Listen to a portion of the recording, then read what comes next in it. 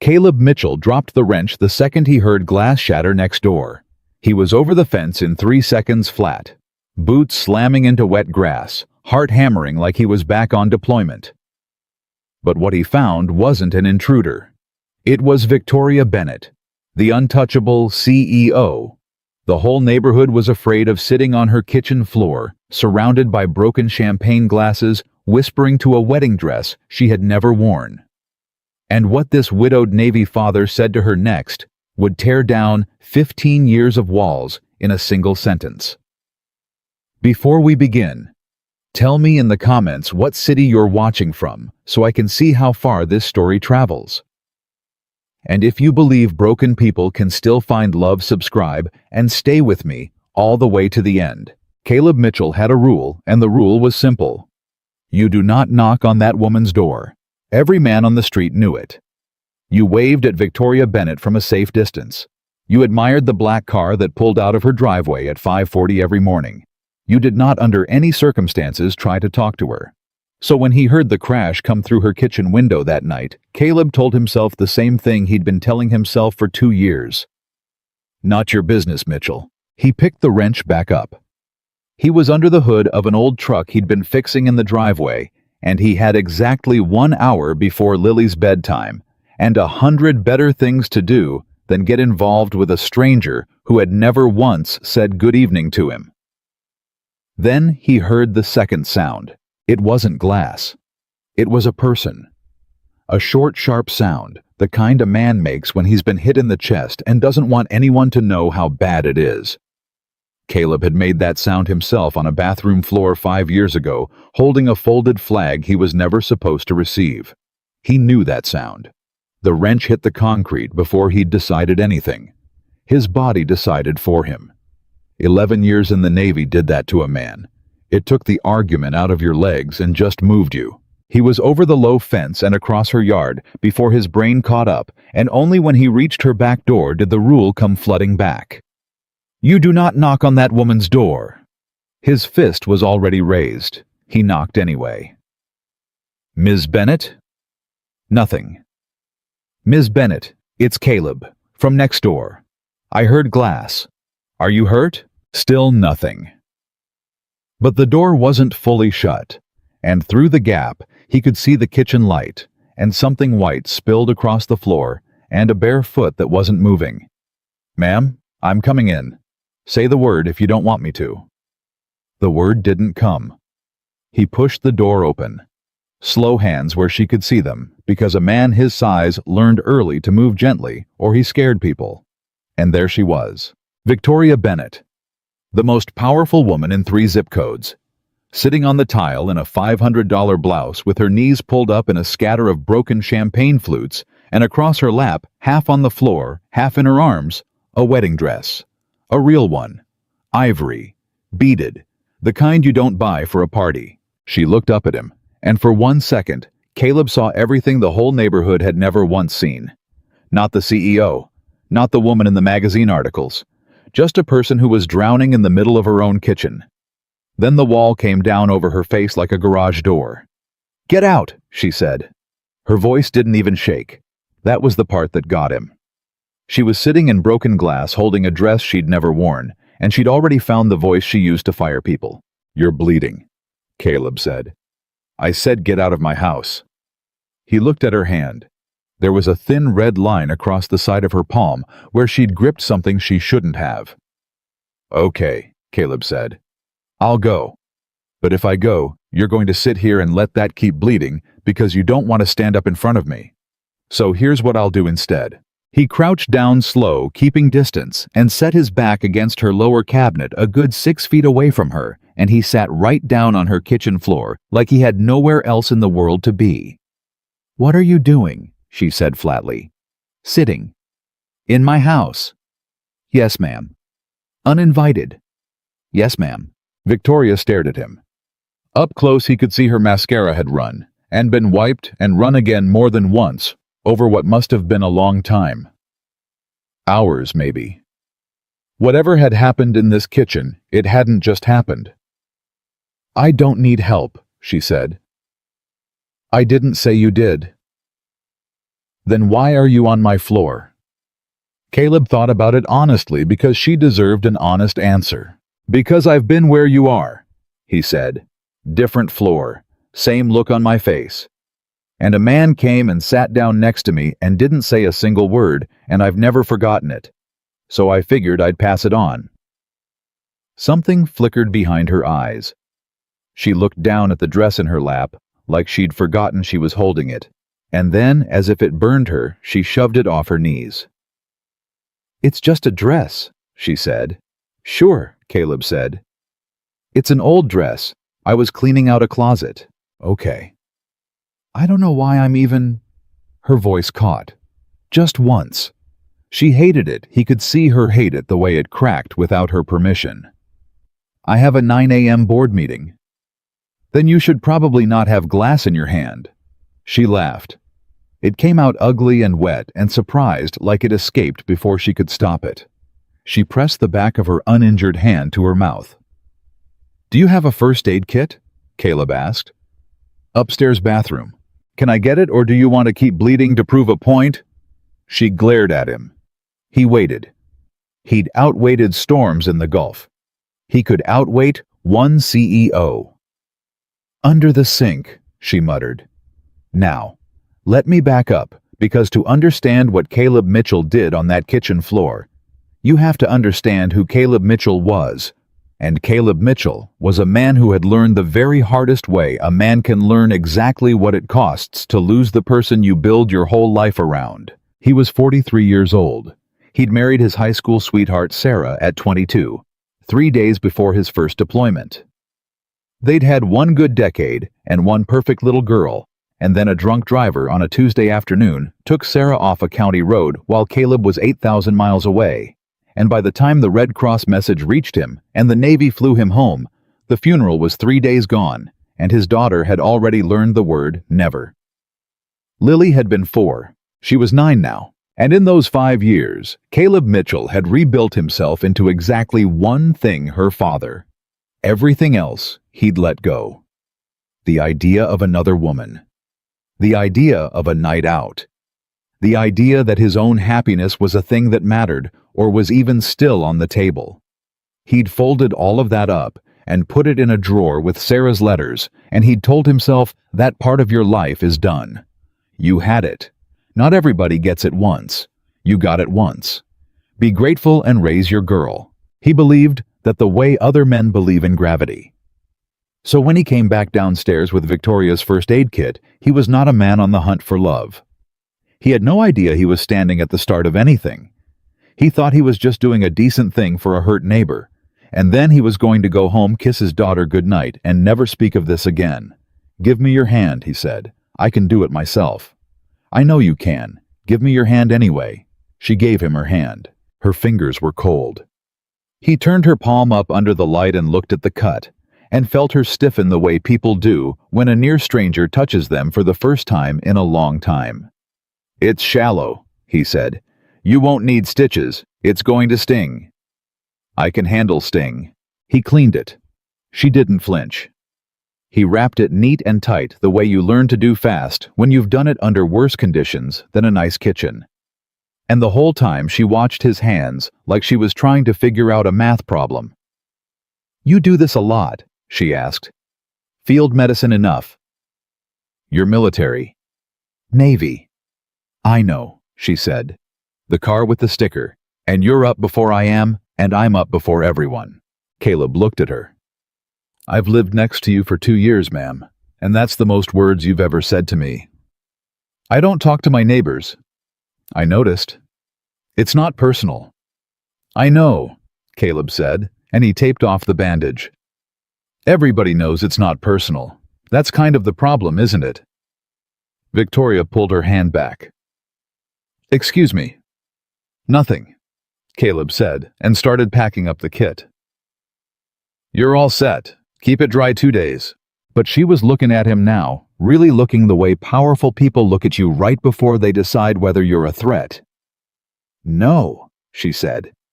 Say the thing you were going to say. Caleb sat back on his heels. Here's a thing about Caleb Mitchell. He didn't lie. Not to spare feelings, not to smooth things over, not even to a woman who could have him removed from her property in about 90 seconds. Sarah used to call it his best quality and his worst one, usually in the same fight. I was going to say, Caleb said, that it's real easy to tell yourself you're keeping to yourself because you're busy or private or important. And maybe you are all three. But I've been the guy who cut himself off from every living soul because it hurt less than letting anybody close. And it doesn't hurt less. It just hurts quieter. And you get real good at pretending quiet is the same as fine. The kitchen was dead silent. You don't know anything about me, Victoria said. No, ma'am, I don't. You've never said 100 words to me in your life. That's true, too. Then who? She said, and her voice was climbing now, tight and furious. Do you think you are coming into my house, sitting on my floor, and telling me how I feel? Nobody, Caleb said quiet. I'm nobody. I'm the guy next door who fixes trucks and heard glass break and got scared for you. That's all I am. And that got scared for you. That was the sentence that did something to Victoria Bennett's face that 15 years of walls hadn't been built to handle. Because nobody got scared for Victoria. People were scared of her. People wanted things from her. Her board wanted quarterly numbers. Her investors wanted returns. Her employees wanted raises. Her own mother wanted to know when Victoria was finally going to slow down and make her a grandmother, as if the last man hadn't taught Victoria exactly what happened when she opened her hands. But nobody, not in a very, very long time, had been afraid for her. Her eyes filled. She turned her head away hard so he wouldn't see it, and Caleb, who understood pride better than most men understand anything, immediately looked down at the first aid kit and started fussing with the zipper to give her something else to focus on. You should go, she said to the wall. Yeah, Caleb said. I should. He stood. His knees popped. He was 43 and floors were floors.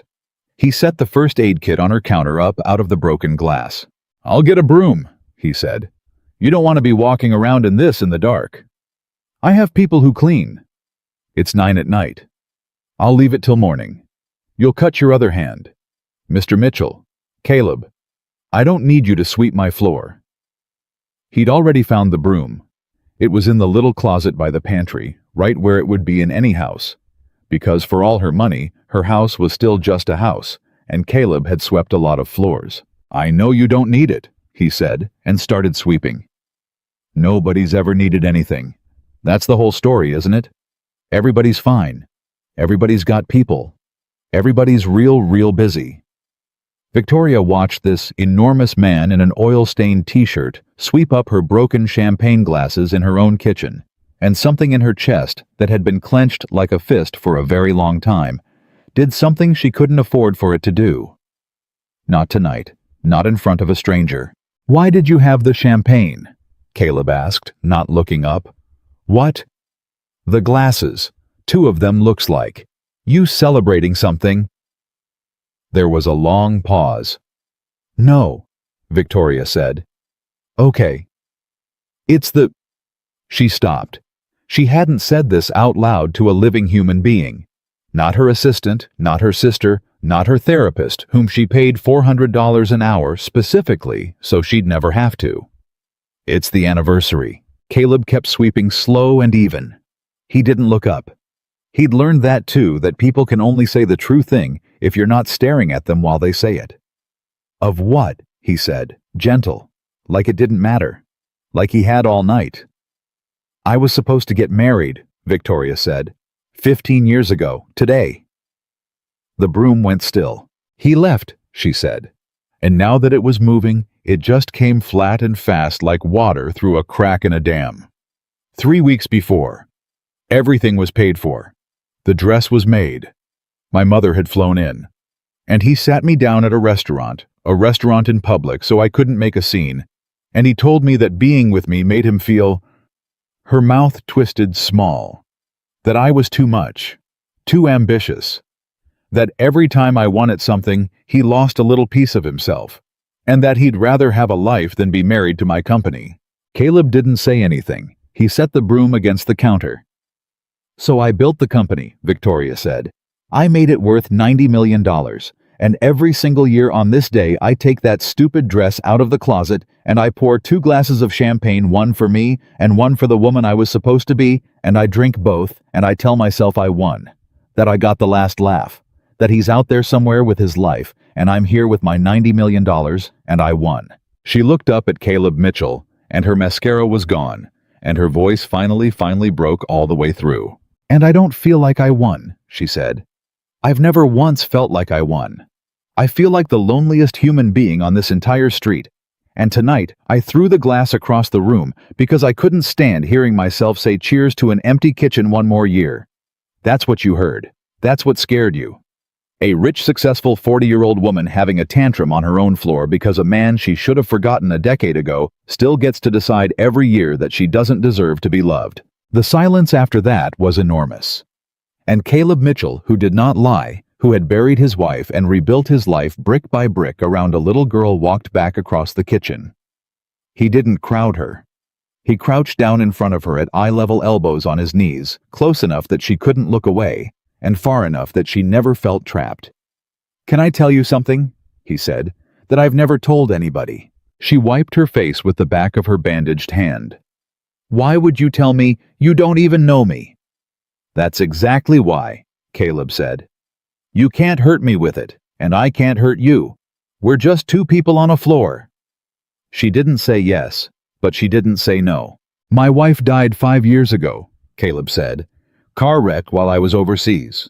I wasn't there. I didn't get to say goodbye. I didn't get to hold her hand. I got a message on a base 8,000 miles away, and I sat down on a bathroom floor, and I stayed there so long, a chaplain finally came and sat down next to me and said nothing.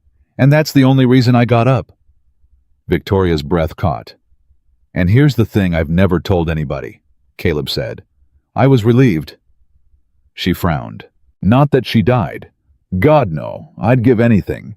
I'd give my own life easy, no thought at all." His jaw worked.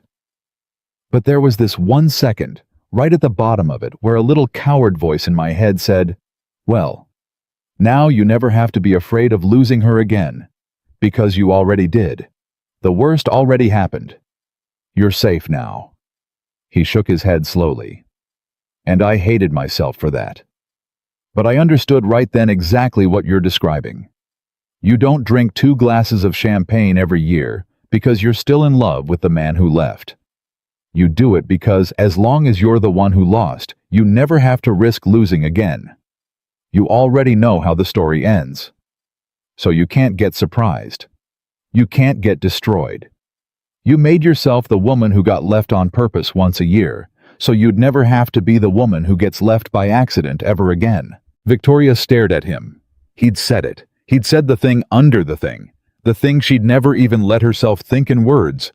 And this mechanic, this Navy man, this stranger she'd waved at from a distance for 2 years, had reached in and pulled it out and set it on the floor between them in under an hour. "How?" she said. And it came out barely a whisper. "How do you know that?" "Because I did the exact same thing," Caleb said. "Just with a folded flag instead of a wedding dress. I made myself the man who lost so I'd never have to risk it again. I told myself I was being a good father, being loyal, honoring her, and some of that's even true. But under it, way down under it, I was just a scared man who decided the safest thing to be for the rest of his life was already broken. Because you can't break something that's already broken. Right?" Victoria was crying now openly, and she'd stopped fighting it. "Right," she managed. "Right," Caleb said softly. "Except it's a lie. And it's the loneliest lie there is. And you've been telling it to yourself for 15 years. And I've been telling it to myself for 5, and we've been living 40 feet apart the whole time, both of us convinced we're the only person on Earth who feels like this." The refrigerator hummed. Somewhere a clock ticked. 2 wounded people sat on a kitchen floor in a scatter of swept-up glass, and for the first time in years, neither one of them was alone with it. "I don't know your name," Victoria said suddenly. "Your first name. I called you Mr. Mitchell. That's terrible. You've been my neighbor for 2 years, and I don't know your first name." "Caleb." "Caleb." She tried it out. "I'm Victoria." "I know." He almost smiled. "Everybody knows." "That's the problem, isn't it?" she said, throwing his own words back at him, and this time there was the smallest, wateriest edge of humor in it. "Everybody knows Victoria Bennett. Nobody knows Victoria." "Yeah," Caleb said quietly. "That's exactly the problem." They sat with that. And then, because life is not a movie and hearts don't rebuild in a night, Victoria Bennett wiped her face and straightened her spine, and the garage door came halfway back down over her expression. Not all the way, but halfway, and she said, "You should go home. You have a daughter." "I do." "How old?" 9, Lily. Something crossed Victoria's face. "I've seen her. On her bike. She waves at me." A pause. "She's the only one on this street who does. Every single time. Even though I never wave back." "Yeah," Caleb said, standing. "That's Lily. She figures everybody's got a good day in them somewhere, you just have to catch 'em on it." He picked up the first aid kit and set it in her hands gently. "She'd tell you to wave back sometime, if you asked her." Victoria held the kit against her chest, like it was something more than a plastic box. "Caleb," she said, as he reached the door. He turned. "Why did you really come over here?" she asked. "Truthfully, not the neighbor thing. You said you have a rule. Everybody's got the rule about me. Don't knock on that woman's door. You broke your own rule tonight. Why?" And Caleb Mitchell stood in the doorway of a woman he'd never once spoken to before that night. And he told her the truth because it was the only thing he knew how to do. "Because I heard somebody make the sound I made on that bathroom floor," he said. "And 5 years too late, I finally got to be the guy who comes and sits down. That's it. That's the whole reason. I didn't do it for you, Victoria. Not really. I did it because there was a night nobody came for me until it was almost too late, and I've been carrying that around a long time, and tonight I finally got to set a little piece of it down." He nodded once. "Keep the hand dry. Good night." And he walked back across the wet grass over the low fence into his own yard, and Victoria Bennett stood in her doorway and watched the porch light go on next door, and watched through his front window a little girl in pajamas throw her arms around that big man's waist the second he came through the door. She stood there a long time. Inside Caleb's house, Lily Mitchell, 9 years old, missing a front tooth, wearing shark pajamas pulled back from the hug, and looked up at her father with the specific radar that children keep aimed at their surviving parent at all times. "Where'd you go?" she asked. "You were fixing the truck, and then you weren't." "Went to check on our neighbor," Caleb said. "She had some broken glass." "The scary lady." "She's not scary, Bug. Bobby says she's scary. Bobby says she's a shark in a suit, and she eats her own workers." "Bobby," Caleb said, hanging his keys on the hook, "is 8, and thinks his own belly button is a mystery of the universe. The lady next door is not a shark. You know what she is." "What?" Caleb crouched down to his daughter's level, the same way he'd crouched down to Victoria's an hour before, because it turned out he was a man who spent a lot of his life getting down on the floor to be at eye level with people who were hurting. "She's sad," he said. Real sad. And she's been sad so long she forgot other people could tell. And you know what you did that whole time?" "What?" "You waved at her, every day, even when she never waved back." Lily made a face. "She never waves back." "I know." "That's kind of rude." "It is," Caleb agreed. "But here's the thing I want you to remember because it's important, and your mama would have wanted you to know it." He tucked a piece of hair behind her ear. "Some people don't wave back because they're rude. And some people don't wave back because they don't think they're allowed to. They think if they wave, you'll figure out they need something, and needing something scares them worse than being alone. Now you can't always tell which kind is which. So you know what you do." "What?" "You keep waving," Caleb said. "You wave at everybody every day, and you let them figure out what to do with it. Because a wave doesn't cost you a thing. And you never ever know which lonely person on the street was one wave away from a better day." Lily thought about this with the total seriousness of a 9-year-old. "Did she wave back today?" she asked. Caleb thought about the woman on the floor. About nobody's ever gotten scared for me. About the wedding dress and the 2 glasses of champagne and 15 years. Not yet, he said. But I think she might one of these days. I think today might have knocked something loose. Good, Lily said, satisfied, and yawned enormously. 'Cause I'm going to keep waving until she does. I already decided.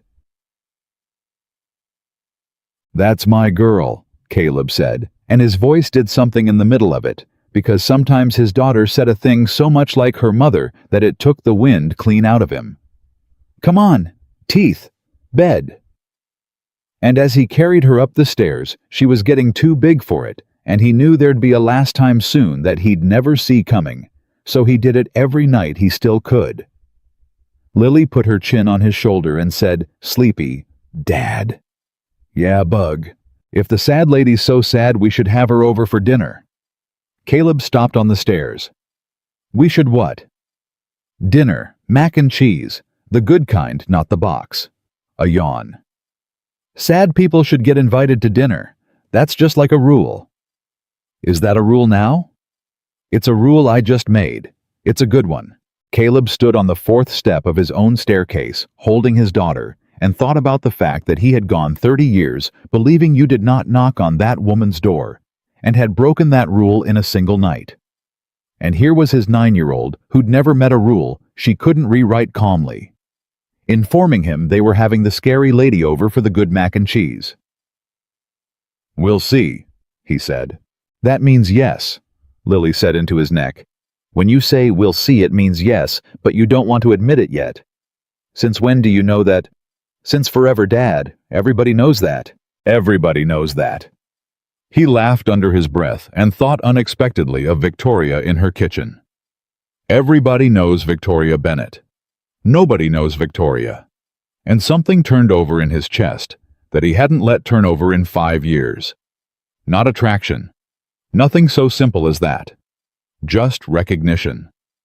The strange warm ache of seeing another human being clearly and being seen back and realizing you were both so much more alike than either of you would ever have guessed from 40 feet away. He put Lily to bed. He listened to her breathing go slow and even. He stood in the doorway of her room, the way he did every single night, counting her breaths, the way he'd learned to when she was a colicky baby and Sarah was too exhausted to stand, and he made the same silent promise he made every night. I've got her, Sarah. I've got her. You don't have to worry. I've got her. But tonight, for the first time in 5 years, a second thought came in right behind the first one unbidden, and it frightened him a little because it was a thought about himself, and he had trained himself for half a decade not to have thoughts about himself. The thought was, and who's got you? He stood in the dark and let it sit there. He didn't answer it. He didn't know how. Next door, Victoria Bennett had not moved from her doorway. She was still holding the first aid kit against her chest. The wedding dress was still on the kitchen floor behind her in a heap where she'd shoved it, and for the first time in 15 years, she looked at it and felt not the sharp, familiar, almost comforting grief she took out and polished every year on this date. She felt embarrassed for it, for the ritual, for the 2 glasses, for the woman who thought pouring champagne for her own imaginary self was the same thing as healing. For 15 years of I won, said to an empty room when a man she'd never spoken to had walked in and diagnosed the whole sad machinery of it in under an hour, because he'd built the exact same machine himself out of a folded flag. You made yourself the woman who got left on purpose once a year, so you'd never have to be the woman who gets left by accident ever again. She should have thrown him out for saying it. Any other night, any other man she would have. She had built an empire on the ability to end a conversation the second it got too close. But she hadn't thrown him out. She'd told him things she'd never told her own mother. Victoria walked back into her kitchen. She picked up the wedding dress off the floor. She held it up in the light the way she did every year, and every year for 15 years. She had looked at it and seen the wedding.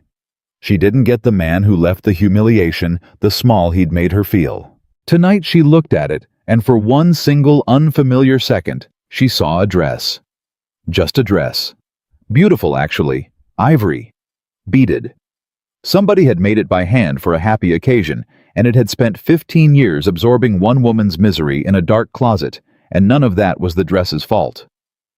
I think it would look even more beautiful on you. She didn't know why that sentence came into her head. He hadn't said it. He'd said 100 other things, but he hadn't said that. And yet somehow, standing in her kitchen at 10 o'clock at night, holding a wedding dress with a bandaged hand.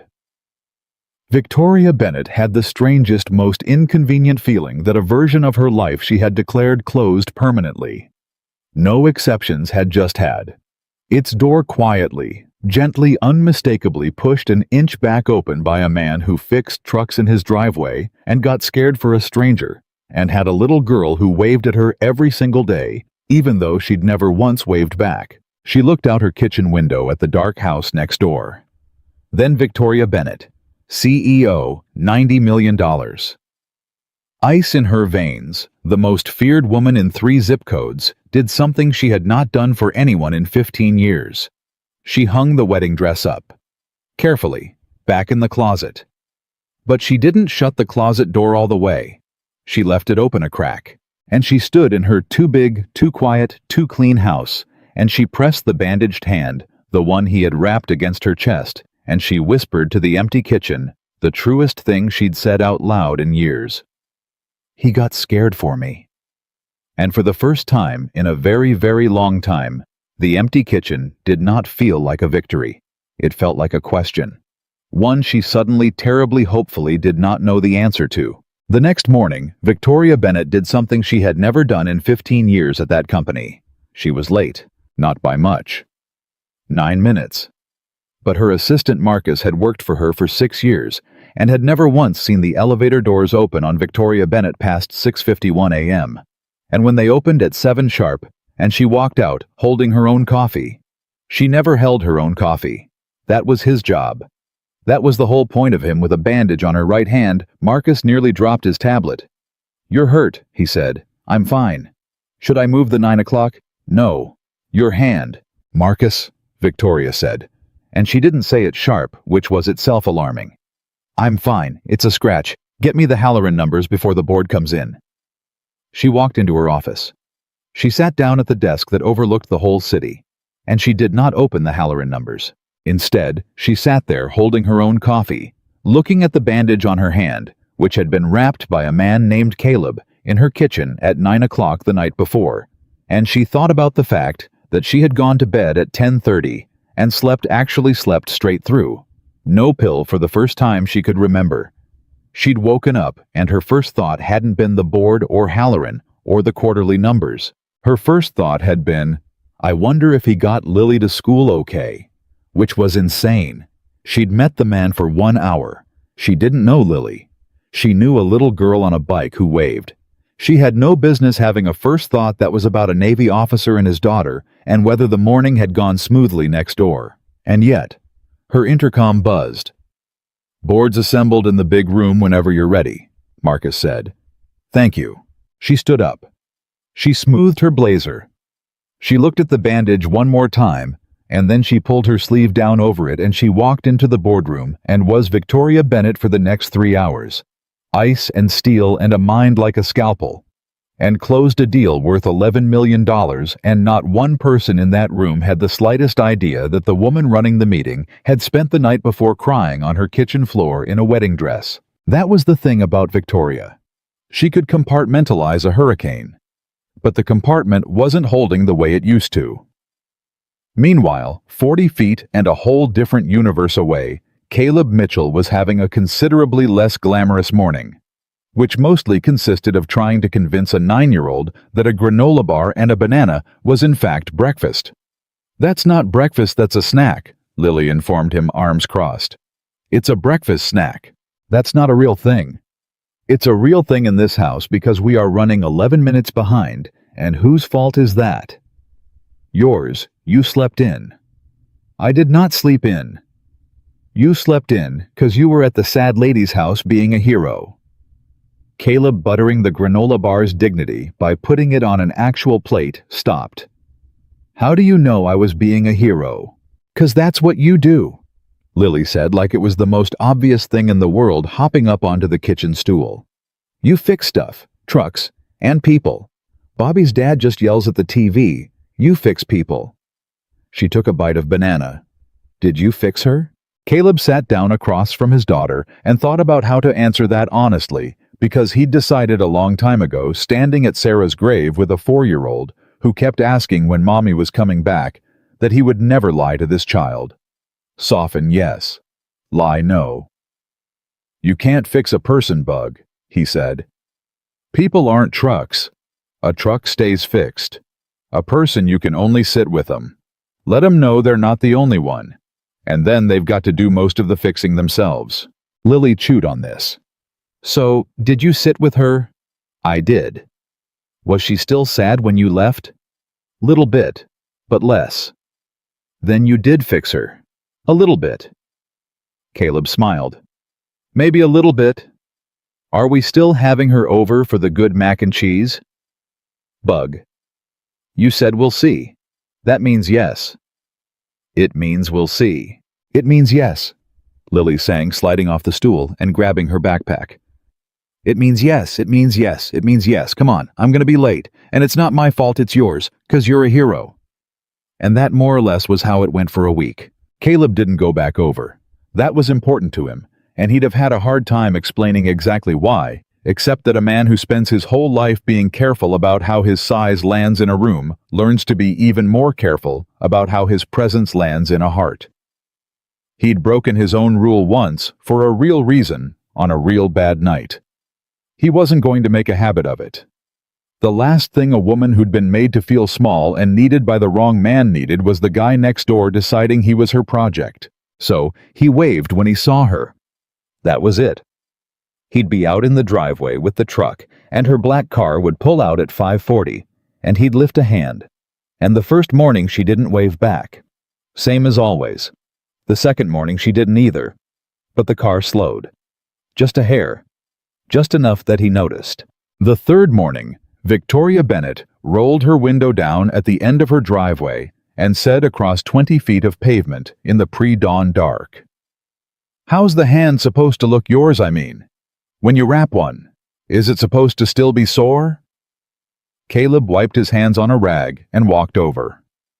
3-4 days of sore is normal. Let me see it." She held her hand out the car window. He took it, turned it over, checked the edges of the cut where he'd cleaned it. "Healing clean," he said. "You kept it dry." "I follow instructions." "I noticed. Most people don't." "I'm not most people." "No, ma'am," Caleb said, letting go of her hand. "You are surely not." Victoria almost smiled. He watched her almost do it, and then stop herself the way she stopped herself from everything. And he thought, there it is. That's the whole fight of her life right there. The almost smile she won't let land. "You're going to be late for whatever runs a $90 million company," he said, stepping back. "It runs itself if I've built it right. I built it right." But she didn't drive off. "Caleb?" "Ma'am?" "Victoria. Victoria. That thing you said, on the floor." She was looking straight ahead through the windshield now, not at him. And he understood that it was the only say the true thing if nobody's looking thing, and he stayed quiet and let her have it. "About making yourself the person who already lost so you can't lose again." "Yeah." "How did you stop?" Caleb leaned down forearms on her car door so they were closer to the same height. "I didn't," he said. She turned and looked at him. "I didn't stop," Caleb said. "That's the truth. I'm still doing it. 5 years later, I've got a whole life built out of it. I tell myself it's for Lily, and some of it is, but a lot of it is just me being too scared to try again. So I'm not going to sit here and tell you I figured it out, and here's the answer. I don't have the answer. I just..." He looked down at the pavement, then back up at her. "I found out I wasn't the only one doing it. That's all. That's the only thing that's changed for me in 5 years. Last week I found out I wasn't the only one." He shrugged. "Turns out that's not nothing." Victoria looked at him for a long moment. "No," she said quietly. "It's not nothing." Then she put the car in drive and rolled up her window and drove off to run her empire, and Caleb Mitchell went back to his truck and did not, for the record, watch her taillights the whole way down the street. He absolutely watched her taillights the whole way down the street. That night, Lily brought it up at dinner. Because Lily brought up everything at dinner, it was a rule she'd made. Bobby said the sad lady fired 100 people once, she announced, stabbing a meatball. Bobby wasn't there. Bobby's dad said. Bobby's dad wasn't there either. So it's not true. Caleb considered it. I don't know if it's true. Probably she's had to let people go. That's part of running a company. Doesn't make her a bad person. Sometimes the kindest thing a boss can do is make a hard call so the other 200 people keep their jobs. He pointed his fork at his daughter. You want to know if somebody's a good person? Don't ask what hard thing they did. Ask how they did it. Did they do it fair? Did they do it honest? Did they lose sleep over it? That tells you who a person is, not the decision, the way they carry it. How do you know how she carries stuff? I don't. I just know she cried in her kitchen last week because a man left her 15 years ago and she still can't forgive herself for it. And people who cry over stuff like that all alone where nobody can see 'em. He got up to clear the plates. Those aren't the shark's bug. Sharks don't cry alone in the kitchen. Sharks sleep just fine. Lily filed this away. Then, with the ruthless directness that only children possess, she said, Do you like her? Caleb nearly dropped a plate. She's our neighbor. That's not what I asked. I asked if you like her. I like a lot of people. I like Mr. Peterson down the street. You don't watch Mr. Peterson's car drive away. Caleb turned around very slowly. What? This morning. You watched her car drive all the way down the street. I saw you from the window. You don't do that for Mr. Peterson. You don't even wave at Mr. Peterson, you just say "Mornin' Pete," and go back to the truck. Lily crossed her arms with the terrible satisfaction of a prosecutor who's just landed the point. So, do you like her? Caleb set the plates in the sink and stood there with his back to his daughter for a second, because the honest answer was complicated, and he'd promised himself he'd never lie to her, and he was suddenly in some real trouble. I think, he said carefully, turning around, that she's a person who's been very lonely for a very long time. And I know a little something about that. So I feel for her. That's not the same as like her like you mean it. Is it a little the same? Caleb looked at his 9-year-old daughter, who had her mother's eyes and her mother's stubbornness and her mother's absolutely lethal instinct for the exact thing you were trying not to say. Maybe a little the same, he admitted. Lily nodded, deeply satisfied, and went back to her meatballs. Good, she said, 'cause Mom would have liked her. The kitchen went very still. Caleb leaned against the counter. Yeah, he said, and his voice wasn't quite steady. What makes you say that? 'Cause Mom liked people who other people didn't get, Lily said, matter of fact, not looking up the way kids drop the most devastating truths of your life while chewing. You told me. You said Mom always went and sat with the person nobody was talking to at parties. You said that's how she ended up with you. 'Cause you were standing by yourself at some Navy thing being all quiet and everybody thought you were stuck up, but you were just shy, and Mom walked right over and started talking to you and never stopped. Lily looked up. So Mom would have walked right over to the sad lady. That's what I think. And she'd probably be mad you took a whole week to have her over for mac and cheese. Caleb had to turn back around to the sink for a second. Sometimes it hit him like that, out of nowhere.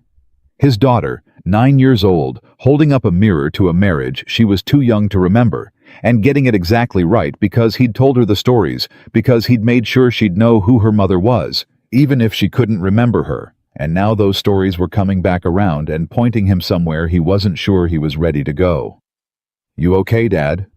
I'm okay, Bug. You're doing the thing where you look at the sink. I like the sink. It's a good sink. You look at the sink when you're missing Mom. Caleb turned around and his eyes were wet, and he didn't hide it because that was another rule he'd made. He'd let her see him miss her mother, so she'd know missing somebody wasn't weakness, so she'd never be ashamed of her own grief the way men his age had been taught to be ashamed of theirs. Yeah, he said. I'm missing Mom a little right now. You said something that sounded just like her. Lily got up from the table, walked over and hugged him around the middle, and Caleb put his hand on the back of her head, and they stood there for a second, the two of them, the whole family there was. "It's okay to like the sad lady, Dad," Lily said into his shirt. "I already decided it's okay, and I'm usually right." "You're usually right," Caleb agreed thick. "So we're having her over." Caleb laughed wetly. "We're having her over." Which is how 3 days later, Caleb Mitchell found himself standing on Victoria Bennett's porch at 6 in the evening, freshly showered in the one collared shirt he owned that didn't have a stain on it. Feeling roughly like he was 17 years old and about to ask a girl to a dance holding a note in his daughter's handwriting that he had been strictly forbidden from paraphrasing. He knocked. It took a minute. Then the door opened and Victoria stood there, in what were clearly her at-home clothes. Soft gray, no blazer hair down, and Caleb had a small crisis about how different she looked without the armor and shoved it down hard. "Caleb," she said, surprised. "Is everything—" "Everybody's fine, nobody's bleeding." He held up the note. "I've been given something to deliver, and I'm under strict orders not to change a single word, so bear with me." Victoria's eyebrow went up. Caleb cleared his throat and read in the flat voice of a man reading his kid's exact handwriting. "Dear sad lady, my name is Lily. I am 9. I wave at you every day and you never wave back. But that is okay. I know why now. My dad says you are lonely, and Mom always said lonely people should get invited to dinner, so I am inviting you to dinner. We are having the good mac and cheese, not the box kind. It is Friday at 6. You have to come. My dad thinks he can say no for you, but he can't because I already decided. From Lily. P.S. You can wave back whenever you are ready. There is no rush." There was a silence. Caleb looked up. Victoria Bennett, CEO, $90 million, closed an $11 million deal that week without breaking a sweat, was standing in her doorway with her hand pressed over her mouth and tears standing in her eyes. "She wrote that," Victoria said. "Every word. I wasn't allowed to fix the part where she calls you sad lady. I tried. I was overruled." "She wrote—" Victoria's voice failed. She started over. "She calls me the sad lady. I'm real sorry about that." "No." Victoria wiped her eyes fast, the practiced way, the way she'd cried in boardroom bathrooms for 15 years, and walked back out fine. "No, don't. She's right. That's the thing. She's right. Everyone else calls me the shark, or the ice queen, or Ms. Bennett with that little tone. And your 9-year-old took one look at me and got it exactly right. I'm not scary. I'm just sad." She laughed shaky. "God, I've paid a therapist $400 an hour for 3 years, and your daughter figured it out from a bicycle." "Kids see straight through the paint," Caleb said. "It's their superpower. They lose it around 13, so enjoy it while it's aimed at somebody else." Victoria looked at the note again, at the crayon-adjacent handwriting, at "There is no rush." "I don't cook," she said suddenly like a confession. "I want to come. I'm Caleb, I want to come. I can't remember the last time somebody invited me to something that wasn't a fundraiser or a merger. But I don't cook. I can't bring anything. I'll be useless. I don't know how to be at a family dinner. I haven't been at a family dinner in—" She stopped. "My family stopped inviting me. Years ago. They said I made everyone feel like they were being audited." Caleb absorbed that. "You don't have to bring anything," he said. "And you don't have to know how to do it. Nobody does. You just show up and you let a 9-year-old boss you around for 2 hours and you eat mac and cheese and you go home. That's the whole thing. There's no version of it you can fail." "What if I—" "Victoria." Caleb said it gently but firm, the voice he used to end a spiral before it built up speed. "It's mac and cheese, not a merger. There's no wrong way to eat mac and cheese with people who are glad you came." She stared at him. "People who are glad I came," she repeated like the words were foreign. "Yeah," Caleb said. "That's us. That's what we are.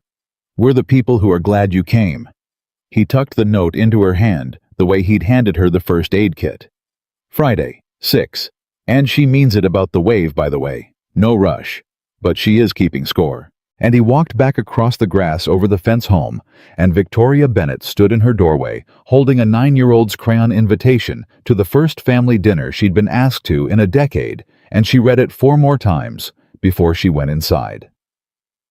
Friday came. Victoria Bennett, who had eaten dinner with senators and venture capitalists and a sitting governor, stood in her enormous closet for 45 minutes, trying to figure out what a person wears to mac and cheese next door. And it was without exaggeration more stressful than any board meeting she had chaired in her life.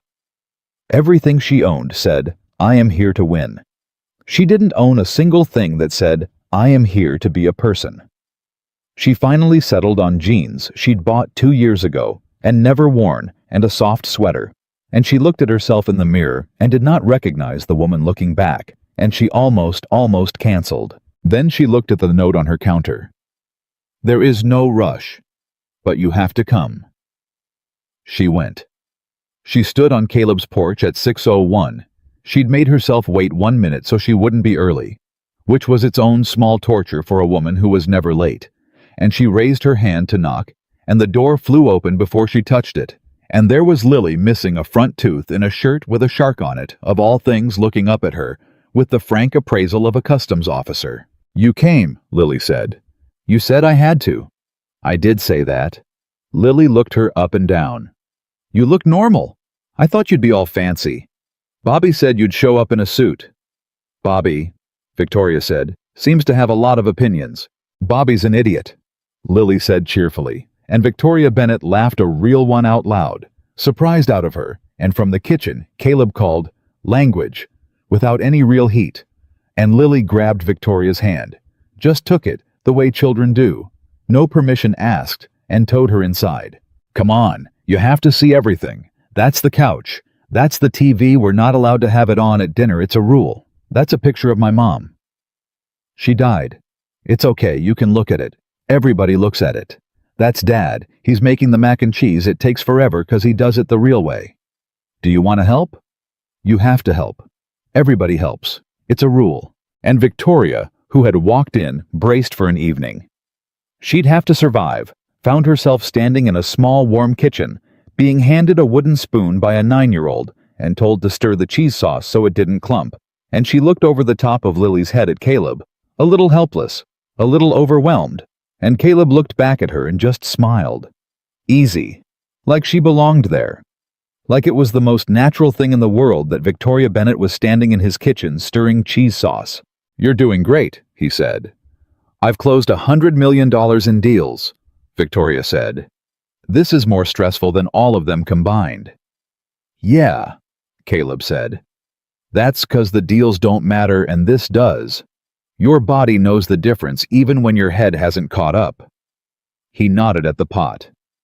"Keep stirring. Don't let it clump. You're the whole reason it comes out good, no pressure." And so, Victoria stirred, and Lily narrated the entire history of the 3rd grade, and Caleb moved around the small kitchen with the quiet competence of a man who'd done this thousands of times alone. And slowly, Victoria felt something in her shoulders come down that she hadn't known was up. Years up. Maybe 15 years up. They sat down to eat. Lily said a grace that was mostly a list of people she was thankful for, which she made up on the spot, and which Victoria's throat closed, ended with, "And I'm thankful the sad lady came, even though it took her a whole week to wave back amen." "I didn't wave back," Victoria said quietly when Lily reached for the mac and cheese. "I know. I said no rush." Lily shrugged, spooning cheese onto her plate. "You'll get there." Caleb caught Victoria's eye across the table, and there was something in his look, an apology and a laugh and a kind of "see what I live with," and Victoria found that she was smiling and that the smile had landed this time all the way, no stopping it. The mac and cheese was in fact extraordinary. "This is the best thing I've ever eaten," Victoria said, and meant it, and both Mitchells looked deeply smug. "Told you," Lily said. "The real way, not the box." "How is it this good?" "3 cheeses," Caleb said. "And you don't rush the roux. Everybody rushes the roux. You rush the roux, you get grainy sauce and a sad life." "A sad life," Victoria repeated, laughing. "It's a whole philosophy. Lily said gravely. Dad has a lot of them. He's got a philosophy about everything. Waving, rue, sharks. He'll tell you all of them if you let him. It takes years.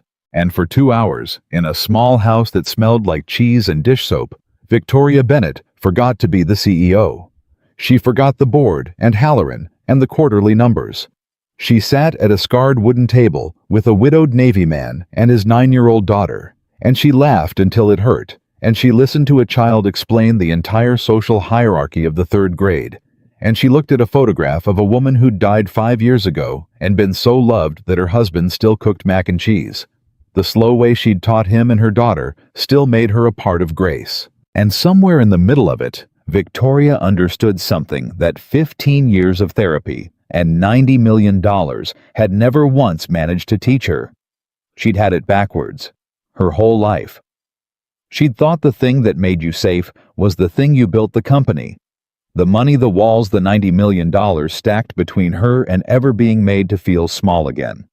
She'd thought safety was a fortress. But this man had lost the most important person in his life. He'd had the worst thing happen. And he wasn't in a fortress. He was in a small house with a leaky sink and a 9-year-old and a photograph on the wall. And he was in every way that Victoria had forgotten how to measure richer than she was richer than she'd ever been. Because he'd figured out that safety wasn't a wall you built. It was a table you set. And people you let sit at it. You're quiet, Caleb said, when Lily had gone to wrestle with her homework, and it was just the two of them clearing plates. I'm thinking. Dangerous. I'm thinking, Victoria said, drying a plate he handed her, that I've spent 15 years believing that the man who left me took something from me.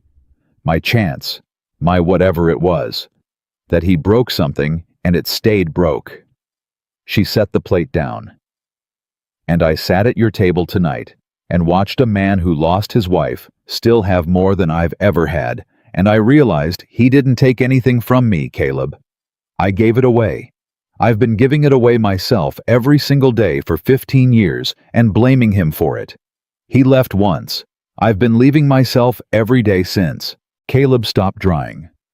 That's about the wisest thing I ever heard anybody say at my kitchen sink, he said quietly.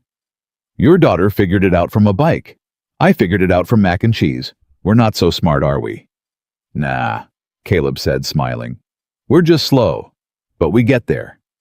He handed her the last plate. No rush. And Victoria Bennett dried the last plate in a Navy man's kitchen and looked at him and felt the door in her chest that she'd left open a crack 15 days ago swing open a little wider, and for once in her careful, armored $90 million life, she did not reach out to close it. She left it open. She waved back on a Tuesday. It was 3 weeks after the mac and cheese, and Caleb was out in the driveway at 5:39, and the black car pulled out the way it always did, and he lifted his hand the way he always did. And Victoria Bennett rolled down her window and waved back. It was such a small thing. A hand out a car window in the gray light before dawn. But Caleb stood there in his driveway, holding a wrench, and something went warm and enormous in his chest, and he thought about a 9-year-old who'd waved at a lonely woman every single day for 2 years and never once gotten anything back, and he thought, wait till I tell her. She waved back, he announced at breakfast. Lily froze with a spoon halfway to her mouth. She waved back. This morning, out the window, full wave. A full wave or a little wave? Full wave, whole hand. Lily set her spoon down with the gravity of a general receiving news from the front. 2 years, she said. 2 years I've been waving at that lady. 2 years. She shook her head. I never gave up, though. That's the thing. You gotta never give up on the wave. She pointed her spoon at her father. That's a philosophy. You can have that one. I'll take it, Caleb said. And that was how it went through that fall and into the winter. Small things, a wave at a time. Because both of them, Caleb and Victoria, had learned the hard way what it cost to hand your whole heart to somebody and have it dropped, and neither one of them was going to do that again fast. So they went slow. They went so slow it would have driven a younger couple insane. But they weren't young, and they weren't in a hurry, and they'd both spent enough years alone to know that the thing worth having was worth taking your time over. Victoria started leaving coffee. That was how it began, the real thing underneath the waves. Caleb had a shift that started at 4:30 in the morning twice a week, brutal early, and one of those mornings he came out to the truck in the dark, and there was a travel mug sitting on his hood. Still hot. Good coffee, better than his, with a sticky note on it in handwriting he'd already learned to recognize from a crayon invitation's worth of corrections. The note said, "You mentioned the 4:30 shifts. Figured a Navy man deserves better than gas station coffee. V." Caleb stood in the dark holding the mug and grinned like a fool. He texted her they'd exchanged numbers finally, after the mac and cheese mostly, so she could get Lily's schedule for the time she offered to help, and he wrote, "You didn't have to do that." And she wrote back at 4:15 in the morning because of course she was awake, I know. That's the point. Nobody has to do anything. I did it anyway. Drink your coffee, sailor. Caleb read that text 4 times and drove to base smiling. And so it built. He started helping Lily with homework at Victoria's kitchen table on the nights Victoria worked late because it turned out a woman who ran a technology company was extremely good at 4th grade math. And Lily, who'd been struggling with fractions, suddenly wasn't, because Victoria explained them like a business. "Okay, you've got a pizza and 8 investors. How much does everybody get?" And something about that clicked in Lily's head that a whole year of worksheets hadn't. "She's good at explaining stuff," Lily reported. "She doesn't do the baby voice. Teachers do the baby voice. She just talks to you like you're smart." "She thinks you're smart." "I know. She told me. She said I ask good questions." Lily said this with enormous pride. She said asking good questions is worth more than knowing answers. That's a philosophy. Hers, not yours. She's got philosophies too now, huh? "She's got a lot of them," Lily said. "You guys are the same like that. You should hear yourselves. It's like you both read the same book but never told each other." Caleb, who did not have a response to that, changed the subject. They talked. That was the real thing that was happening under the coffee and the homework and the waves. They talked the way 2 people talk when they've both been alone so long that having someone who actually listens feels like the first drink of water after a long march. They talked on Victoria's porch after Lily was in bed, and the baby monitor app was on Caleb's phone. They talked about Sarah, which Caleb hadn't done with anyone. Not really, not the true stuff. Not the guilt of being deployed when it happened. Not the way he still sometimes reached for his phone to text her something funny, and remembered halfway through, not the specific terror of raising a daughter alone and getting it wrong. "You're not getting it wrong," Victoria told him one night. "Caleb, that child is the most secure, well-loved kid I have ever met in my life. She walks around like the world is fundamentally on her side. Do you have any idea how rare that is? Do you know what most kids I grew up around were like? What I was like. I was auditing my own parents' moods by the time I was 6. That kid has never audited anything in her life because she has never once had to wonder if she's safe. You did that. You, alone, grieving, on deployment schedules. You built a child who feels safe." She'd looked at him hard. "So don't ever let me hear you say you're getting it wrong." Caleb hadn't been able to talk for a second. "Sarah would've," he started and stopped. "Sarah would've what?" "She would've liked you," Caleb said. "That's what Lily said weeks ago. Before she said Sarah would've liked you. Sarah used to go find the person nobody was talking to and just sit with them. That's how she found me. I was standing by myself at a Navy thing being too shy to talk to anybody, and she walked over and never left." His voice caught. "Lily said Sarah would have walked right over to you. And she was right. She would have." Victoria was quiet a long time. "Do you feel guilty?" she asked finally. "About this, us, whatever this is that we're being very careful not to name." "Every day," Caleb said honestly. "And also not at all. Both at once. Is that crazy?" "No," Victoria said. "That's the truest thing anybody's ever said to me about grief." And Victoria talked too. About the fiancé in more detail, not the pain of it. She'd mostly moved past needing to relitigate the pain, but the shape it had left behind. The way she'd become someone who could not physically, could not let a person see her need anything. The way she'd turned every relationship since into a transaction because transactions were safe. You knew what everyone wanted. You knew the price. Nobody could surprise you. The way she'd made herself in her own words, a person who is extremely easy to respect and completely impossible to love on purpose because respect can't leave you, but love can. That's not true anymore, though, Caleb said. What's not? That you're impossible to love. He said it plainly, looking at the dark yard, not at her. The both of them only say it if nobody's looking rule they'd built between them without ever discussing it. You're not impossible to love, Victoria. I want to be real careful how I say this, 'cause I'm not trying to rush anything, and I'm not real good at this. I'm out of practice by about 5 years. But I don't want you walking around thinking a thing that isn't true. You're not impossible to love. You never were. You just spent 15 years around people who couldn't be bothered to try. The porch was very quiet. Caleb, Victoria said, yeah, I need you to know something, and I need to say it while it's dark, so I can say it at all. She took a breath. I am terrified of this. Of you. Of your daughter. More terrified than I have ever been of anything, and I have taken a company public. I have sat across from men who wanted to destroy me and not blinked. But this scares me in a way none of that ever did. Because all of that, if it went wrong, I'd lose money. Or face. Or a deal. This, if it goes wrong. Her voice was not steady. If I let myself have this and it goes wrong, I don't think I come back from it. I think this is the one that would actually break me. And I've spent my whole life making very sure nothing ever got close enough to do that. Caleb turned and looked at her. I know, he said. I feel the exact same way. You think I'm not scared I've got a kid, Victoria? I let you in. I'm not just risking me. I'm risking her. She already loves you. You know that, right? That's not a slow thing for her the way it is for us. She's 9. She loves you already, full out. No walls, 'cause she doesn't have any yet. So if this goes wrong, I don't just lose you. She loses you. And I already had to watch that little girl lose somebody she loved once. And I would sell my soul, I would give anything on this earth to never watch her go through that again.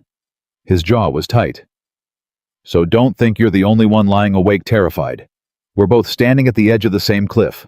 The only question is whether we're going to keep standing here scared for the rest of our lives, or whether we're going to jump, Victoria said. I was going to say, hold hands and walk in slow, Caleb said. I'm 43. My jumping days are behind me. And Victoria laughed a startled, wet laugh. And in the dark on the porch, she reached over and put her hand in his, and Caleb Mitchell held the hand of Victoria Bennett for the first time on purpose, not to bandage it, not to check a cut, just to hold it. And neither one of them said another word for a long time, because there wasn't one that needed saying. It should have been the beginning, and it was. For a while that winter, it was the beginning of everything good. Victoria came to more dinners. She came to Lily's school play and sat next to Caleb and cried when Lily forgot a line and improvised her way through it, and afterward told Lily she'd been the best tree in the history of trees, and Lily, who had in fact been a tree, glowed for a week. Victoria learned the slow way to make the roux. Caleb fixed the leak under her enormous kitchen sink that her expensive plumber had failed to fix twice. They were, without anyone saying the word, becoming a family. Slowly. Carefully. The way two people who've been burned learn to trust a stove again. And then it almost fell apart. And it almost fell apart over exactly the thing you'd expect. Because the past doesn't just let go. Because you found something better. The past comes back around to see if you learned anything. It started with the deployment orders. Caleb got them in February, a 6-month deployment, leaving in 5 weeks. It was the job. It was always going to be the job. He'd done a dozen of them. But he'd never done one since anything mattered besides Lily. And he had to figure out fast what to do with a 9-year-old for 6 months, which was a problem he'd always solved before with his sister 3 states away. A solution that meant pulling Lily out of school, away from her friends, away from the only stable home she had. And Victoria said without hesitating over dinner like it was nothing, "She'll stay with me." The table went silent. "Victoria," Caleb started, "she'll stay with me. Next door. Same school, same friends, same bed. Even, I'll be there in the mornings and the nights. And I'll move whatever I have to move. I've got people who can run things. That's the whole point of building it right." Victoria. "And she'll be safe, and she'll be with someone who loves her, and she won't have to lose her whole life for 6 months, just because—" "Victoria." Caleb said it hard enough that she stopped.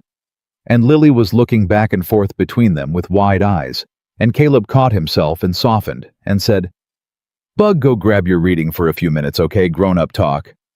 Lily went reluctantly, and Caleb waited until her door shut. "You can't just offer that," he said quietly. "Why not?" "Because it's Victoria that's my daughter. That's not, you don't just take on somebody's kid for 6 months like it's a what?" And there it was, the ice coming up over her face the way it had that first night in the kitchen, the garage door coming down. Because the one thing Victoria Bennett could not stand, the one thing in all the world, was being told she was overstepping, offering too much, being too much, the exact word the man had used 15 years ago. "Like it's a merger, Caleb? Is that what you were going to say? That I'm treating your daughter like a business deal?" "That's not what I—" "Because that's what he said. Different words. Same thing. I offer everything I have, and somehow that makes me the problem." "Hey, hey." Caleb reached across the table, but she pulled her hand back. "That is not what this is. Look at me. That is not what this is." "Then what is it?" And Caleb Mitchell sat there and had to find the true words fast, because he could see it. He could see 15 years of a woman being punished for offering too much. And he could see her about to file this away as more proof that her love was a burden nobody wanted. And he could not let that happen. He could not let her walk away from this table believing that because it wasn't true, it was the exact opposite of true.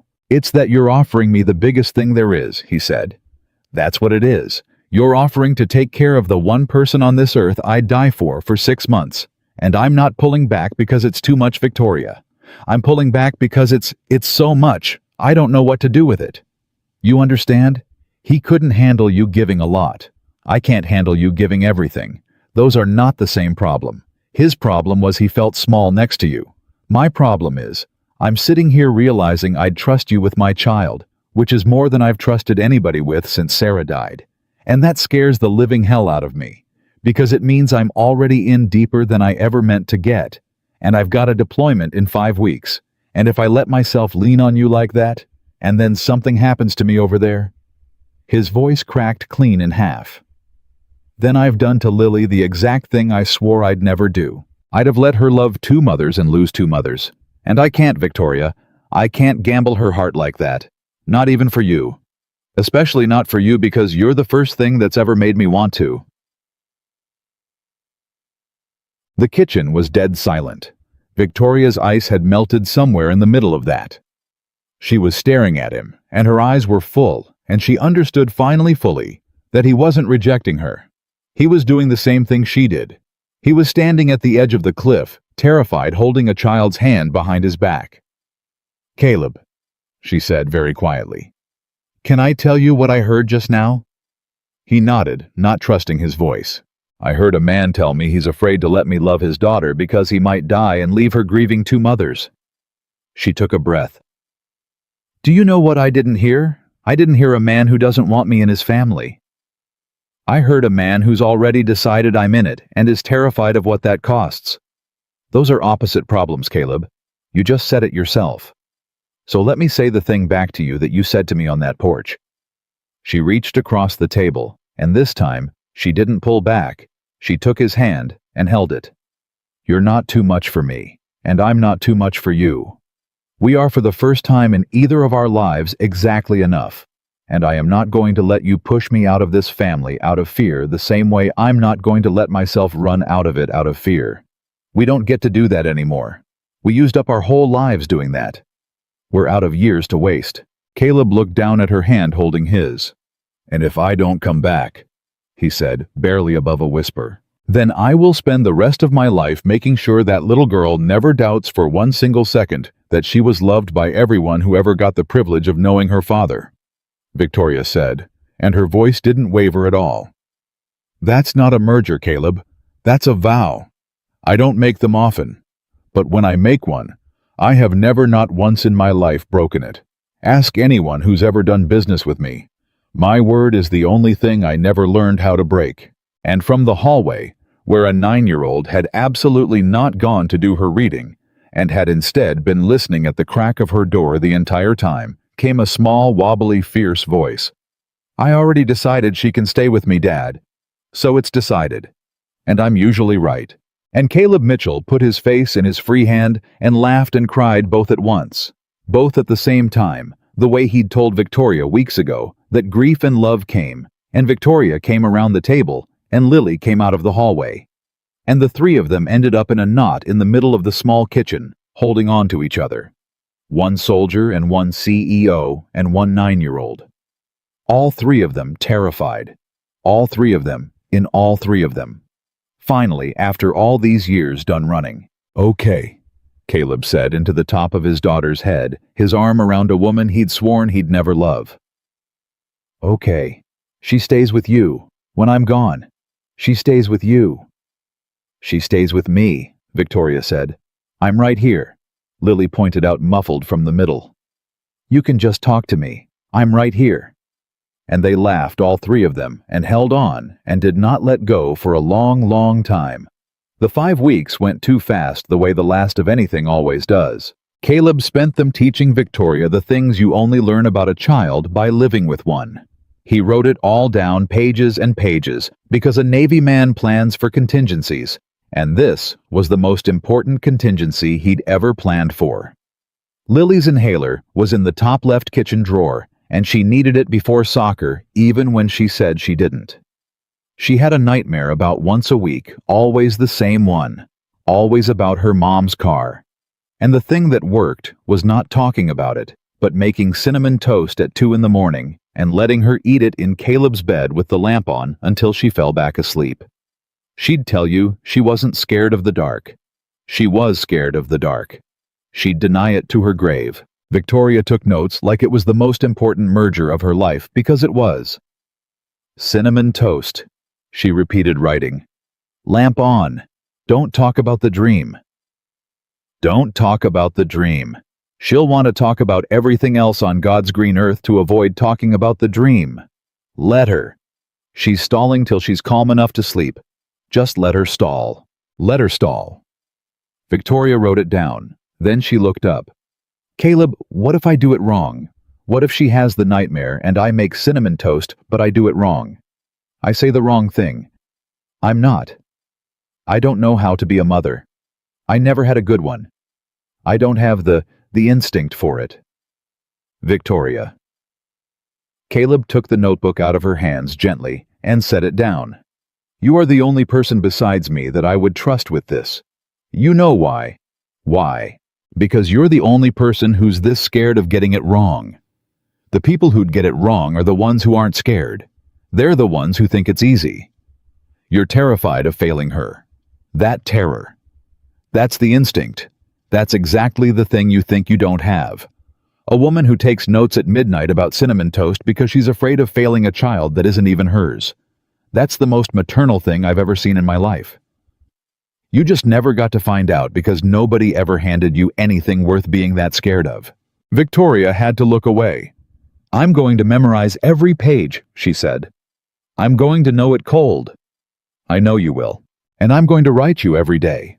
And I'm going to make her write you every day even when she complains.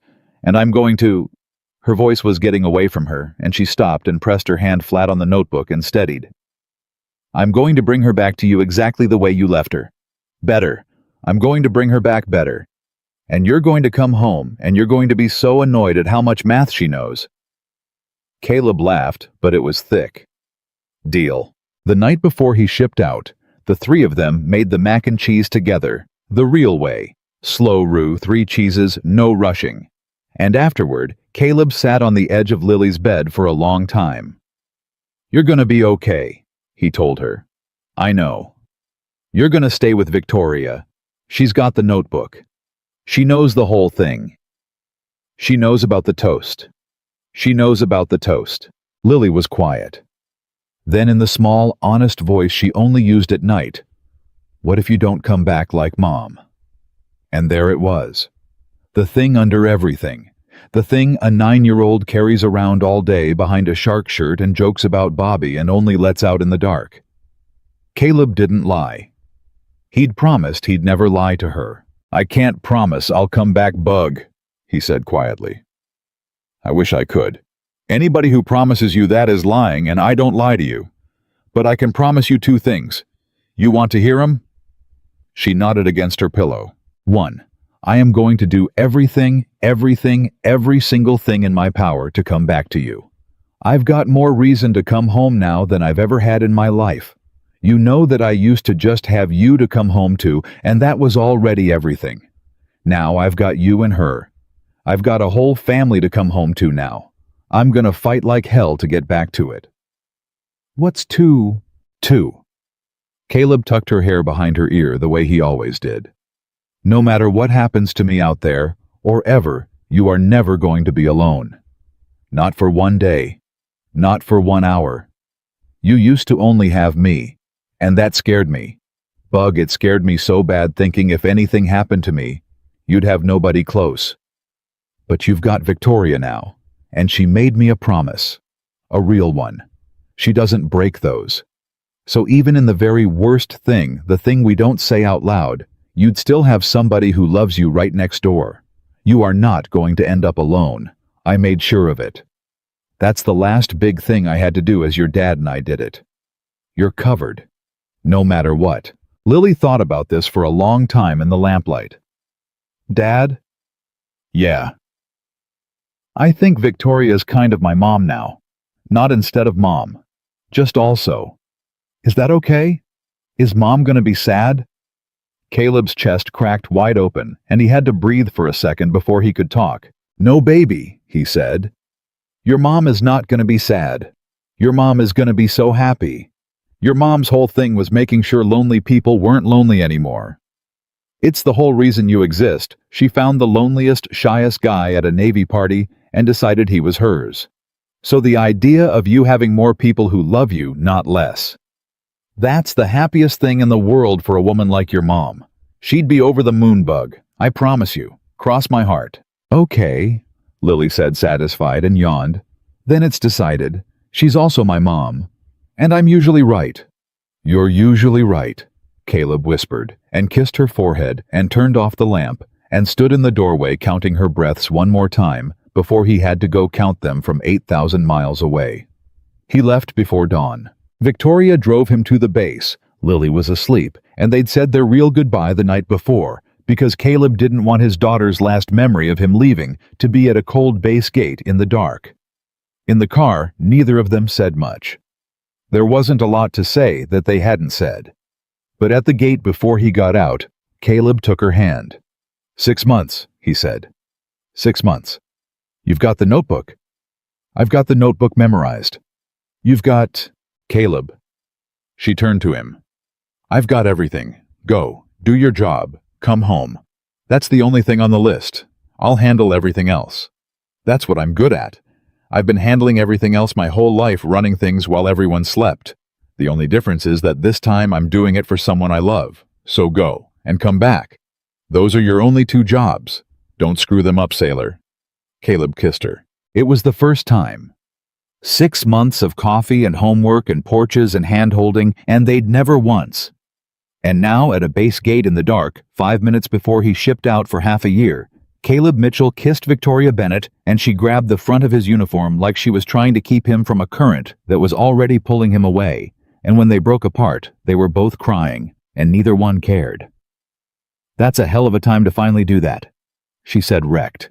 "Wanted to give you something worth waiting 6 months for," Caleb said, and got out of the car and shouldered his bag and walked toward the gate. He turned around once. She'd gotten out and was standing by the car in the dark. "Wave back," he called, and Victoria Bennett, CEO $90 million ice in her veins, stood at a Navy base gate before dawn and waved at a man walking away from her big full wave, whole arm until he disappeared. And then she got back in the car and put her head on the steering wheel and cried for 10 minutes. And then she wiped her face and checked her makeup in the mirror and drove home to make a 9-year-old cinnamon toast if she needed it. The 6 months were the hardest and the best of Victoria Bennett's life. The hard part was the fear. It lived in her chest every single day. Low and constant, the specific fear of a military family, the fear you learn to carry, like a stone in your pocket. The fear that a car might pull up out front with 2 people in dress uniforms and a chaplain. The fear Caleb had lived with about Sarah, and now she understood from the inside. She kept the news off. She learned not to check her phone in a certain way. She learned what a good military spouse learns, which is that you cannot live in the fear, or it eats the whole 6 months, so you put it in the pocket and you carry it and you go make breakfast. But the best part, the best part surprised her. She became a mother, not the audited, careful, transactional person she'd been terrified she'd be. She watched herself become the kind of person who knew a child's schedule cold, who showed up to soccer with the inhaler already in her bag, who learned the names of all Lily's friends and which ones were a good influence and which one was Bobby.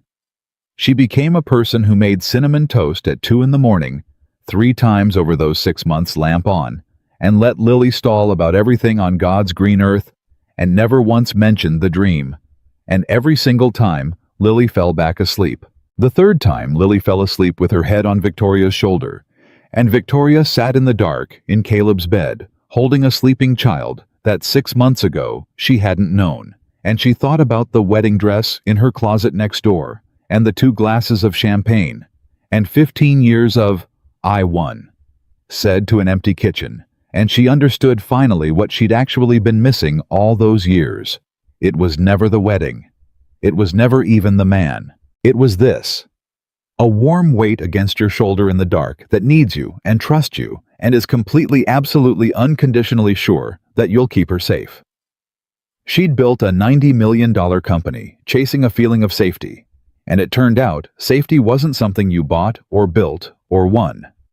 It was something a sleeping 9-year-old handed you for free just by falling asleep on your shoulder and not being scared. She started crying silently so she wouldn't wake her. "Why are you crying?" Lily mumbled, not asleep after all. "Because I'm happy," Victoria whispered. "That's dumb. You don't cry when you're happy." "You do, actually. It's one of the things nobody tells you. Your dad does it too. Grief and love come out the same door, he says." "That sounds like one of his philosophies." "It is. He gave it to me." Lily was quiet a second. "Victoria." "Yeah, sweetheart. I'm glad it's you. If Dad had to pick somebody, I'm glad it's you." A yawn. "Bobby's mom yells. You never yell. You just do the thing where you talk to me like I'm smart." "That's because you are smart." "I know," Lily said, and fell asleep for real this time, and Victoria sat there until her arm went numb and never moved it once. They wrote Caleb every day like they promised. Lily's letters were full of soccer and Bobby, and how much math she now knew, which she reported with the specific glee of someone planning to show off. Victoria's letters were different. Victoria, who had never in her life written a love letter, who'd have told you 6 months ago that she found the whole concept embarrassing and inefficient, wrote Caleb Mitchell letters at midnight that she'd have died before letting anyone else read. About the cinnamon toast. About the soccer games. About the specific way his daughter laughed, which was exactly his laugh. Did he know that? About how she finally understood what he'd tried to tell her at his kitchen sink all those months ago. That safety wasn't a fortress. It was a table you set, and she'd spent her whole life building the wrong thing. And she wrote once in a letter she almost didn't send, "I used to take a wedding dress out of my closet every year and drink champagne to a man who left me to prove I'd won. I haven't opened that closet in 6 months. I don't need to prove I won anymore. I already won. I won the whole thing. It just didn't look anything like I thought it would. It looks like a 9-year-old asleep on my shoulder and a soldier I'm counting the days home. Come home, Caleb. The dress can stay in the closet. I've got something better to wear it for now when you're ready. No rush, but I'm keeping score. She mailed it before she could lose her nerve. Caleb read that letter 8,000 miles away, sitting on the edge of a rack in a berthing compartment, and he read it 4 times, and then he folded it up and put it in the chest pocket over his heart. The same pocket where he'd carried a picture of Sarah for a decade, and he did not take it out for the rest of the deployment. And the men who saw his face when he read it stopped asking what was in the letter because they'd all been in the Navy long enough to know that look, and to know you leave a man alone with it. He almost didn't come home. That's the part nobody in that little house on the Naval Base Street knew until much later, and Caleb never told Lily the details, and only told Victoria years afterward, once on a porch in the dark, the only say it if nobody's looking way. There was an incident. 4 months in. The kind of thing that makes the news as a paragraph with no names, or doesn't make the news at all. Caleb Mitchell did his job the way he'd always done his job, the way he'd told his daughter he would fought like hell to come home. And part of doing his job that day meant putting himself between the worst of it and 3 younger sailors who had their whole lives in front of them, and it cost him. Not everything, but it cost him. He came out of it with a wound that would have killed a man who wanted to live a little less, and a long stretch in a hospital bed, and a lot of hours flat on his back, staring at a ceiling with a letter in his chest pocket, doing the only thing there was to do, which was decide every single hour to keep coming home. They didn't tell Victoria for 2 days. Military notification is a careful, terrible machine, and Caleb had listed her, not his sister, her Victoria Bennett, as a person to be informed, which had required paperwork and phone calls, and Caleb insisting from a base weeks earlier that, yes, the CEO next door. Yes, she's family. Yes, I know she's not blood, put her on the form. So when the call came, it came to Victoria. Not 2 officers at the door. Not the worst version. A phone call from a voice trained to deliver news without breaking a spouse in half, telling her that Caleb had been wounded, that he was stable, that he was going to make it, that he was being moved to a hospital where she could, if she was able, come. Victoria Bennett stood in her kitchen with the phone against her ear and did not fall down. She wanted to. Every cell in her body wanted to go down onto the tile the way she'd gone down onto it a year ago, in a wedding dress the way she'd spent her whole life secretly afraid she'd end up. The worst thing was happening. The thing she'd told Caleb on the porch. This is the one that would actually break me. It was here. It was on the phone, it was real. And she did not go down. Did. Because upstairs, a 9-year-old was doing her homework, and that 9-year-old was Victoria's, now her promise, her vow. The thing she never broke, and Victoria Bennett had spent 15 years learning exactly one skill above all others. The skill of holding herself together while everything burned, of running the meeting while the hurricane hit, and for the first time in her whole life, she understood what that terrible skill had actually been for. It hadn't been for the boardroom. It had never been for the boardroom. It had been for this. "He's alive," she said into the phone, steadying her own voice by force. "He's stable. He's going to make it. Say it again. I need to hear you say it again." The voice said it again. "Okay," Victoria said. "Okay, tell me where. Tell me how to get to him. I'll handle everything else." And then she hung up and she stood in the kitchen for exactly 1 minute and let herself shake all the way the whole hurricane 1 minute, because that's all she'd allow herself.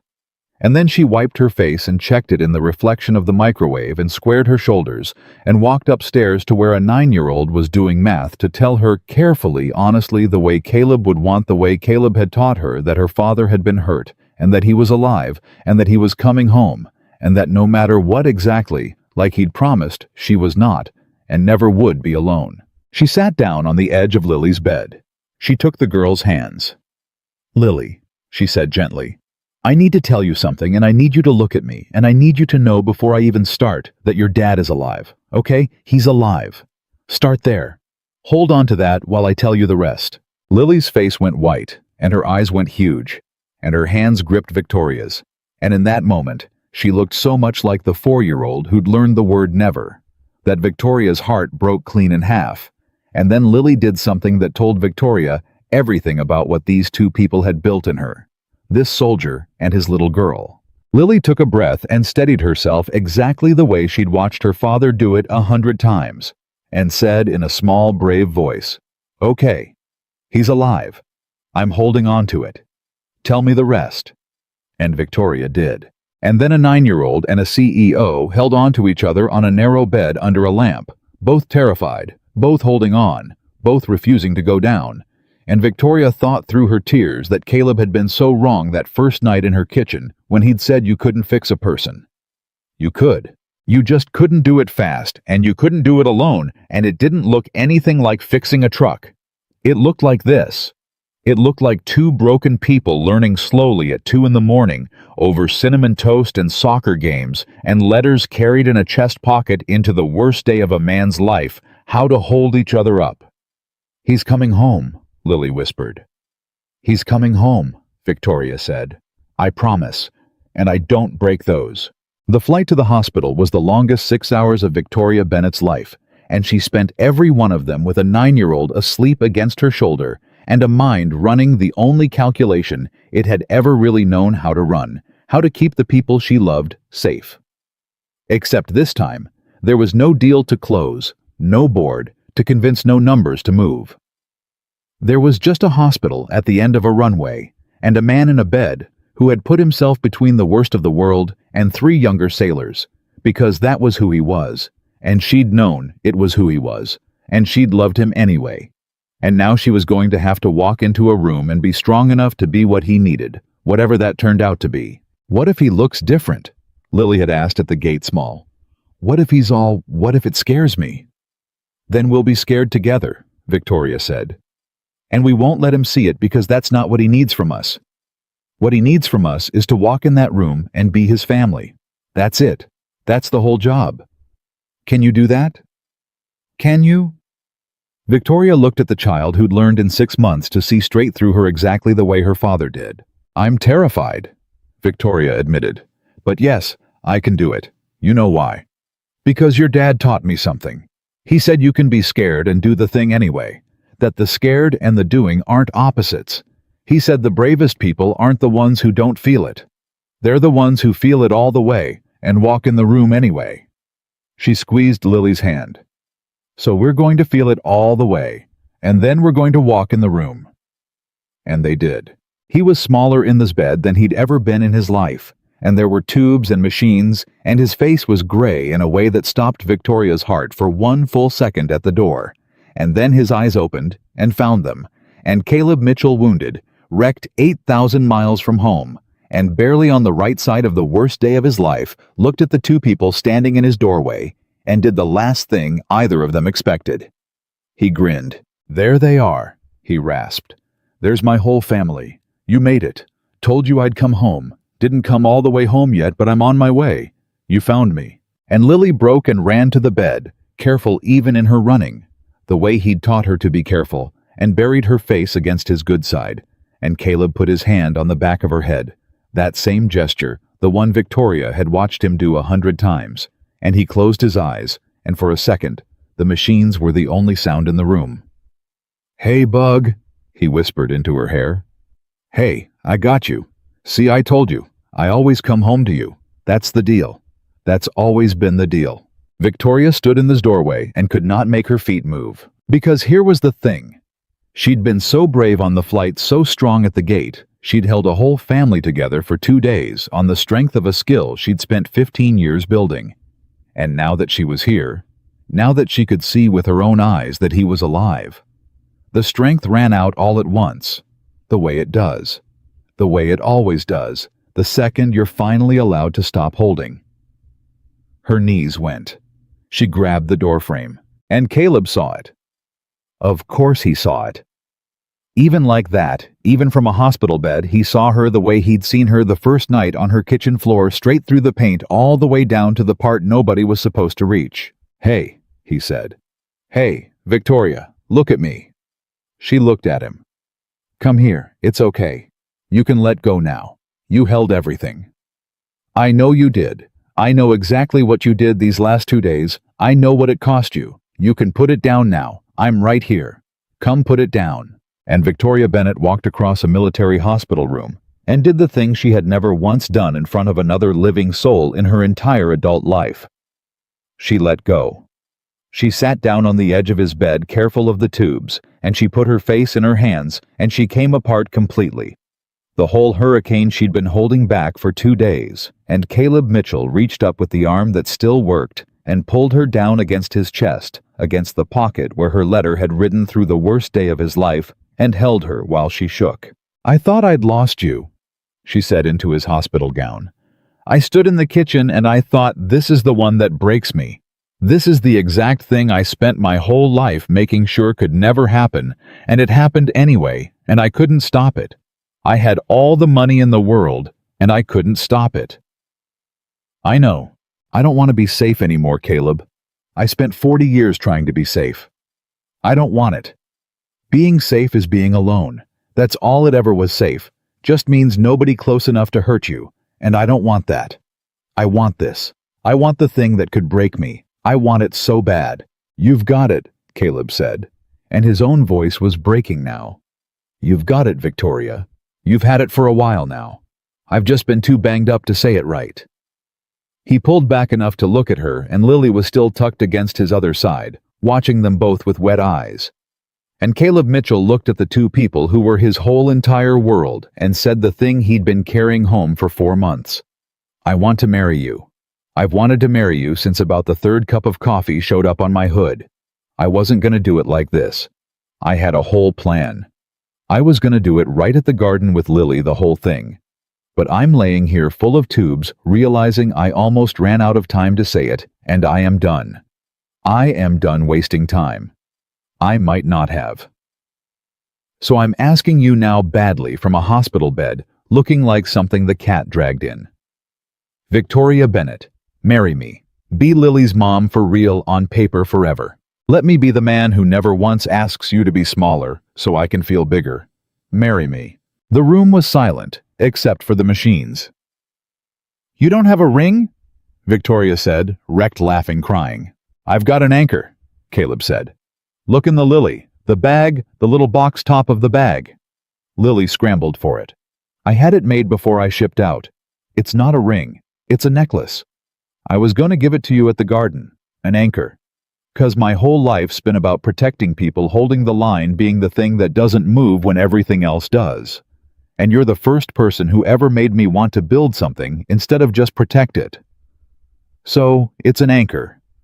For strength and for staying and for the two of us being each other's from here on out, no matter what water we're in." Lily got the box open with shaking hands and held it up, and there it was, a small silver anchor on a chain. And Victoria looked at it, and looked at the man in the bed, and looked at the little girl holding the box. Her little girl, her family. The thing she'd stopped believing she was allowed to have 15 years ago in a restaurant, while a coward told her she was too much. "Yes," Victoria said. "Yes, God, yes, of course yes. There was never going to be any other answer. There hasn't been another answer since the 3rd cup of coffee either. I just built 40 years of walls so high it took a whole deployment to say it." And Lily whispered, "I knew it," and started crying in earnest. "I knew it. I decided months ago I'm usually right." And she crawled up onto the bed as careful as she could and got in the middle the way she always did. The way she'd been getting in the middle of them since the very first night, and the 3 of them held onto each other in a military hospital 8,000 miles from home. 1 wounded soldier and 1 CEO who'd stopped needing to be safe, and 1 9-year-old who'd waved at a lonely woman for 2 years and never once given up. And outside the window, somewhere over the ocean, the sun was coming up on the first morning of the rest of their lives. Caleb healed slow, the way real wounds heal, not the way they do in movies. There were surgeries. There was a long stretch where Victoria ran her $90 million company from a laptop in a hospital family lounge, taking calls in a hallway, and then walking back in to spoon broth into a Navy man too proud to admit he needed help spooning broth. There was physical therapy that made him swear in front of his daughter and apologize and swear again. There were nights the pain was bad and he'd wake up disoriented back in the incident, and it was Victoria's voice that brought him out of it. "Every time you're home, sailor. You're home, I've got you. It's over. You made it home." The mirror image of the cinnamon toast, the 2 of them trading off now, who held the flashlight in the dark, and Lily, who'd learned about grief too young, and about hope right on time, went back and forth between the two of them, like a small determined bridge doing her homework at hospital tables, reporting the state of the third grade, informing her father that Victoria was going to be her mom. On paper now, for real, it's decided, and I'm usually right, until Caleb had to laugh even when laughing hurt his stitches. They came home in the spring. The whole street knew by then you can't keep a thing like that quiet, a wounded sailor, and the CEO, who never left his side. And when the car finally pulled into the driveway, careful over the bumps, because Caleb was still careful over bumps. There were neighbors on their porches, and there was a hand-painted sign that Lily and half the third grade had made, "Welcome home, Dad." And there was, of all people, Bobby holding one corner of it, and Caleb got out of the car, slow, leaning on a cane he hated, and looked at all of it, and had to stand there for a second and just take it in. "You okay?" Victoria asked quietly at his elbow, not hovering just there. "Yeah," Caleb said thick. "Yeah. You know how many times I laid in that bed and pictured this exact driveway. This exact—" His voice went. "I didn't know if I'd get to see it. And here it is. And it's better than I pictured, 'cause when I pictured it, you weren't in it yet. Now you're in every part of it. The whole picture changed while I was gone." He looked at her. "You changed the whole picture, Victoria. You changed mine first," she said. "You changed mine on a kitchen floor a year and a half ago. I was sitting in broken glass telling myself I'd won, and you sat down next to me and told me I hadn't. And I hated you for it for about 4 seconds, and then I loved you for it for the rest of my life. Now come inside, sailor. Your daughter made a sign." Bobby helped. "Don't ruin it by crying on the lawn." "I'm gonna cry on the lawn," Caleb warned. "I know you are. I love you anyway. Come inside." They were married in the fall, a year and a half after a wedding invitation neither of them wanted in the same garden where let's tell it right because they told it right at the wedding and it matters. Because the garden they got married in was not chosen at random. It was the garden of the wedding they'd both attended that first summer, back when they were barely neighbors. The wedding, Victoria almost didn't go to because weddings reminded her of the future. She'd lost the wedding, where her sister got married and threw a bouquet that landed of all places in Victoria's reluctant hands. Except that's not what happened, and Caleb standing up to give the strangest, best wedding toast anyone there had ever heard set the record straight. "A lot of you have heard a version of how Victoria and I got together," Caleb said, standing at the front of the garden with his cane, which he still used and had stopped hating once. Victoria pointed out it made him look distinguished. "You've heard we met at a wedding. That she whispered that a wedding dress was beautiful, and I said something charming. It's a nice story. It's not true. I want to tell you the true one because the true one's better, and because my daughter, who's 9 going on 40, informs me the true one is the only one worth telling, and she's usually right." Lily, in a dress she'd chosen herself, and a scowl of intense pride, nodded from the front row. "The truth is, I met Victoria Bennett on her kitchen floor," Caleb said, and the garden went quiet. "I'd lived next to her for 2 years and barely said a word to her, 'cause the whole neighborhood had a rule you did not knock on that woman's door. And then one night, I heard glass break, and I heard a sound I'd made myself once on a bad floor on the worst night of my life. And I broke the rule. I went over, and I found the most powerful woman I'd ever met, sitting in broken glass holding a wedding dress she never got to wear, drinking champagne to a man who left her 15 years before, and she told me to get out, and I sat down on the floor instead." Victoria was already crying. She'd promised herself she wouldn't. She was crying. "Somebody left this woman weeks before her wedding," Caleb said, "and told her she was too much, too ambitious. That being with her made him feel small. And she believed him. For 15 years, she believed him. She built one of the most successful companies in this state, and she went home every night to an empty house and told herself that was winning, because at least nobody could ever make her feel small again if she never let anybody close."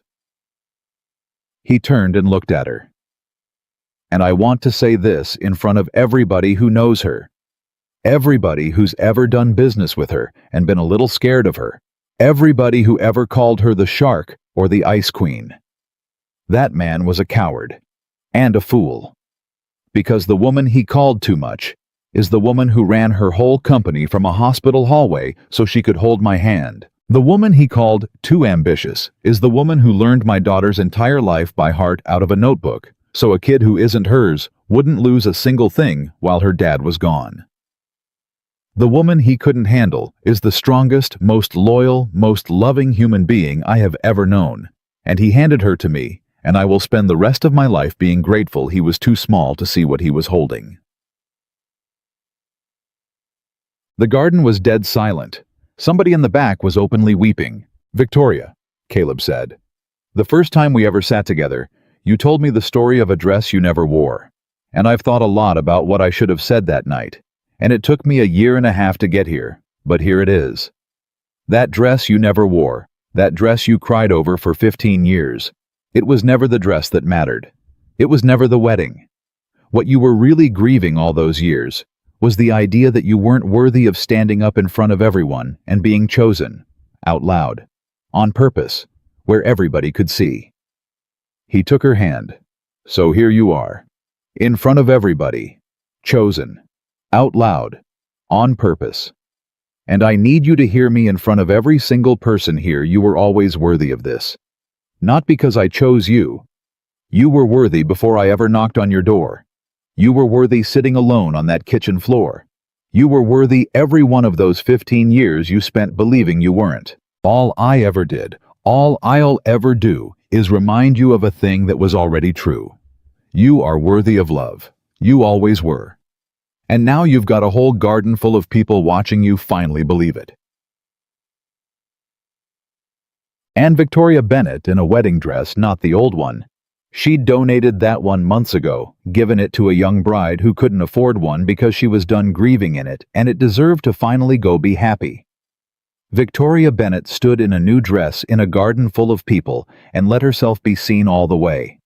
No walls, no paint, no armor for the first time in her whole life, and she was not too much, and she was not too ambitious, and she was not the loneliest woman on the street. She was home. "I have a toast prepared," Victoria said when she could talk. "And it's very good. I wrote it like a shareholder letter. It's got 3 clear points and a strong close." A ripple of laughter. "But I'm not going to give it, because Caleb just did the thing he always does, which is see straight through everything I built and say the one true thing underneath it. So I'll just say this." She turned to the garden. 15 years ago, a man told me I was too much, and I believed him, and I built my whole life around making sure it never hurt that bad again.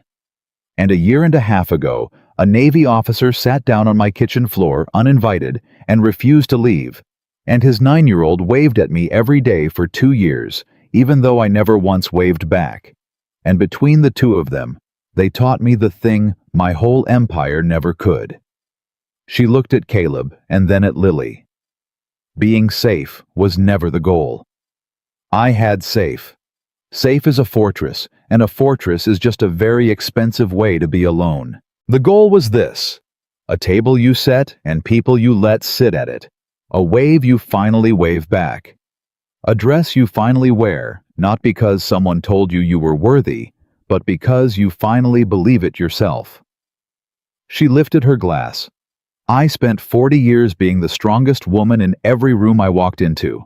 And it took a wounded sailor and a 9-year-old to teach me that the strongest thing I'd ever do wasn't building a company or closing a deal or holding a whole family together through a deployment.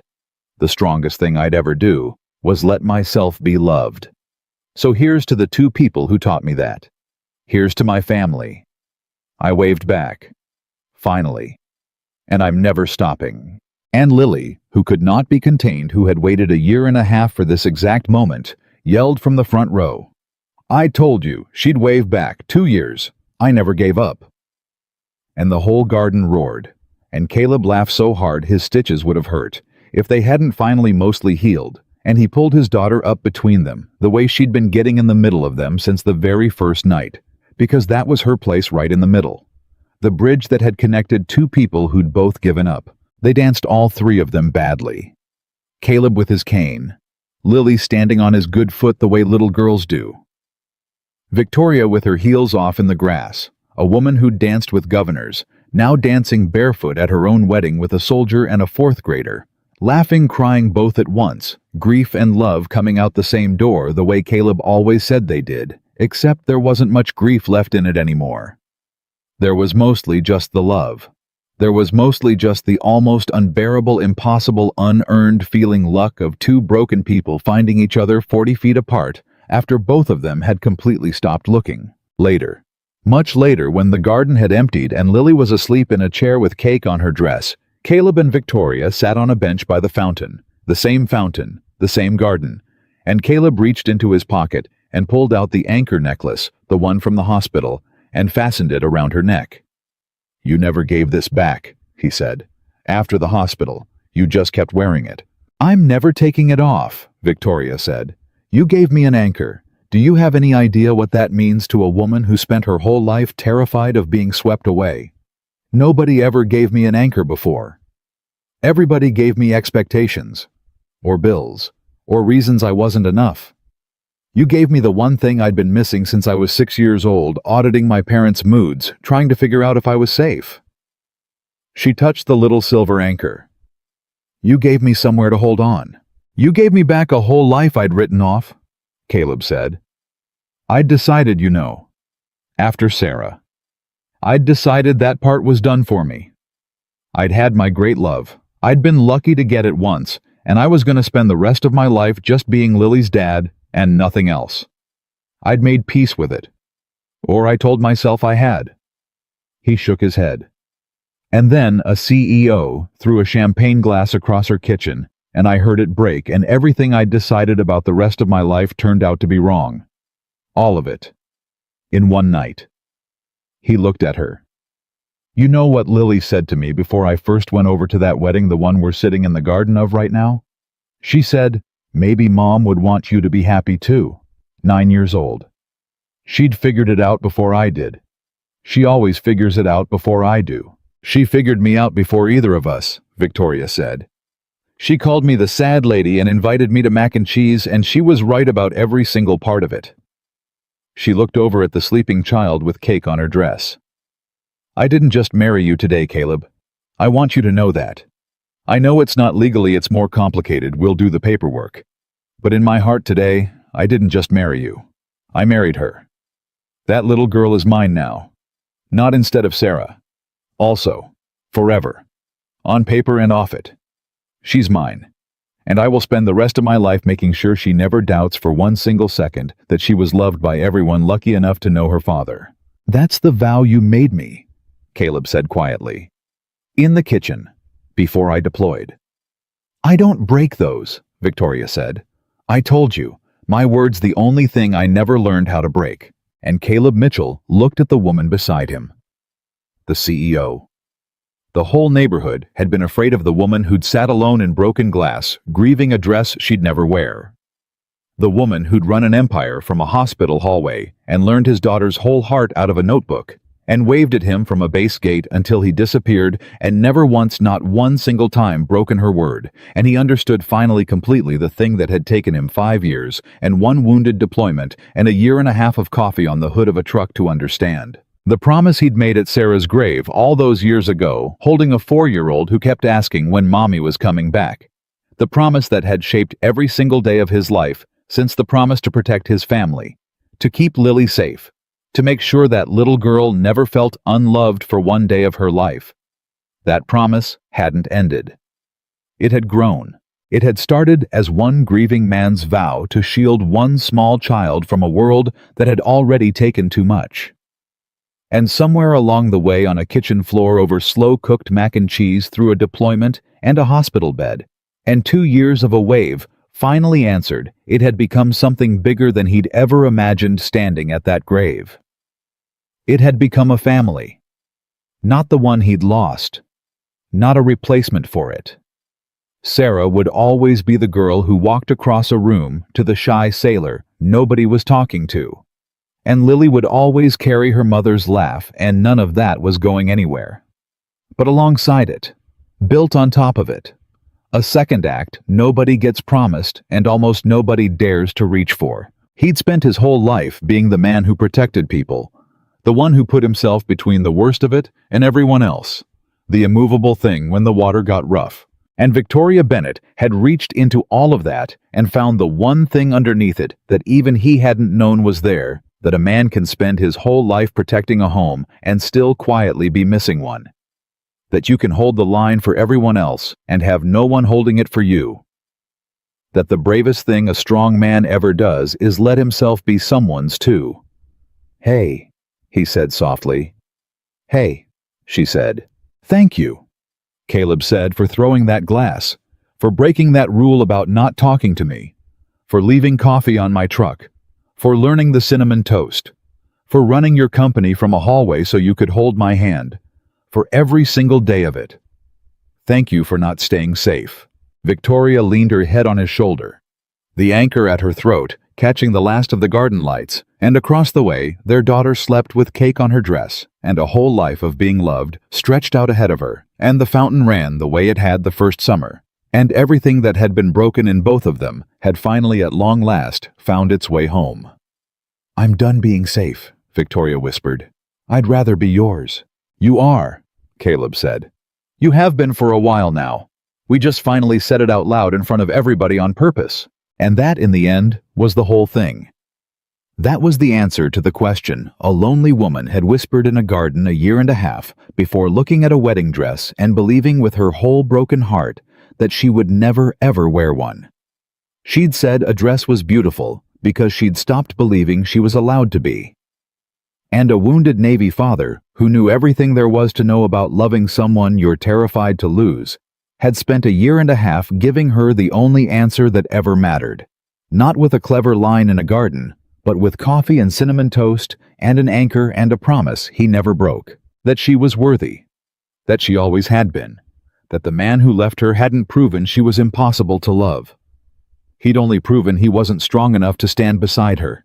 And Caleb Mitchell was. He always would be. Because some rescues aren't about pulling someone out of danger.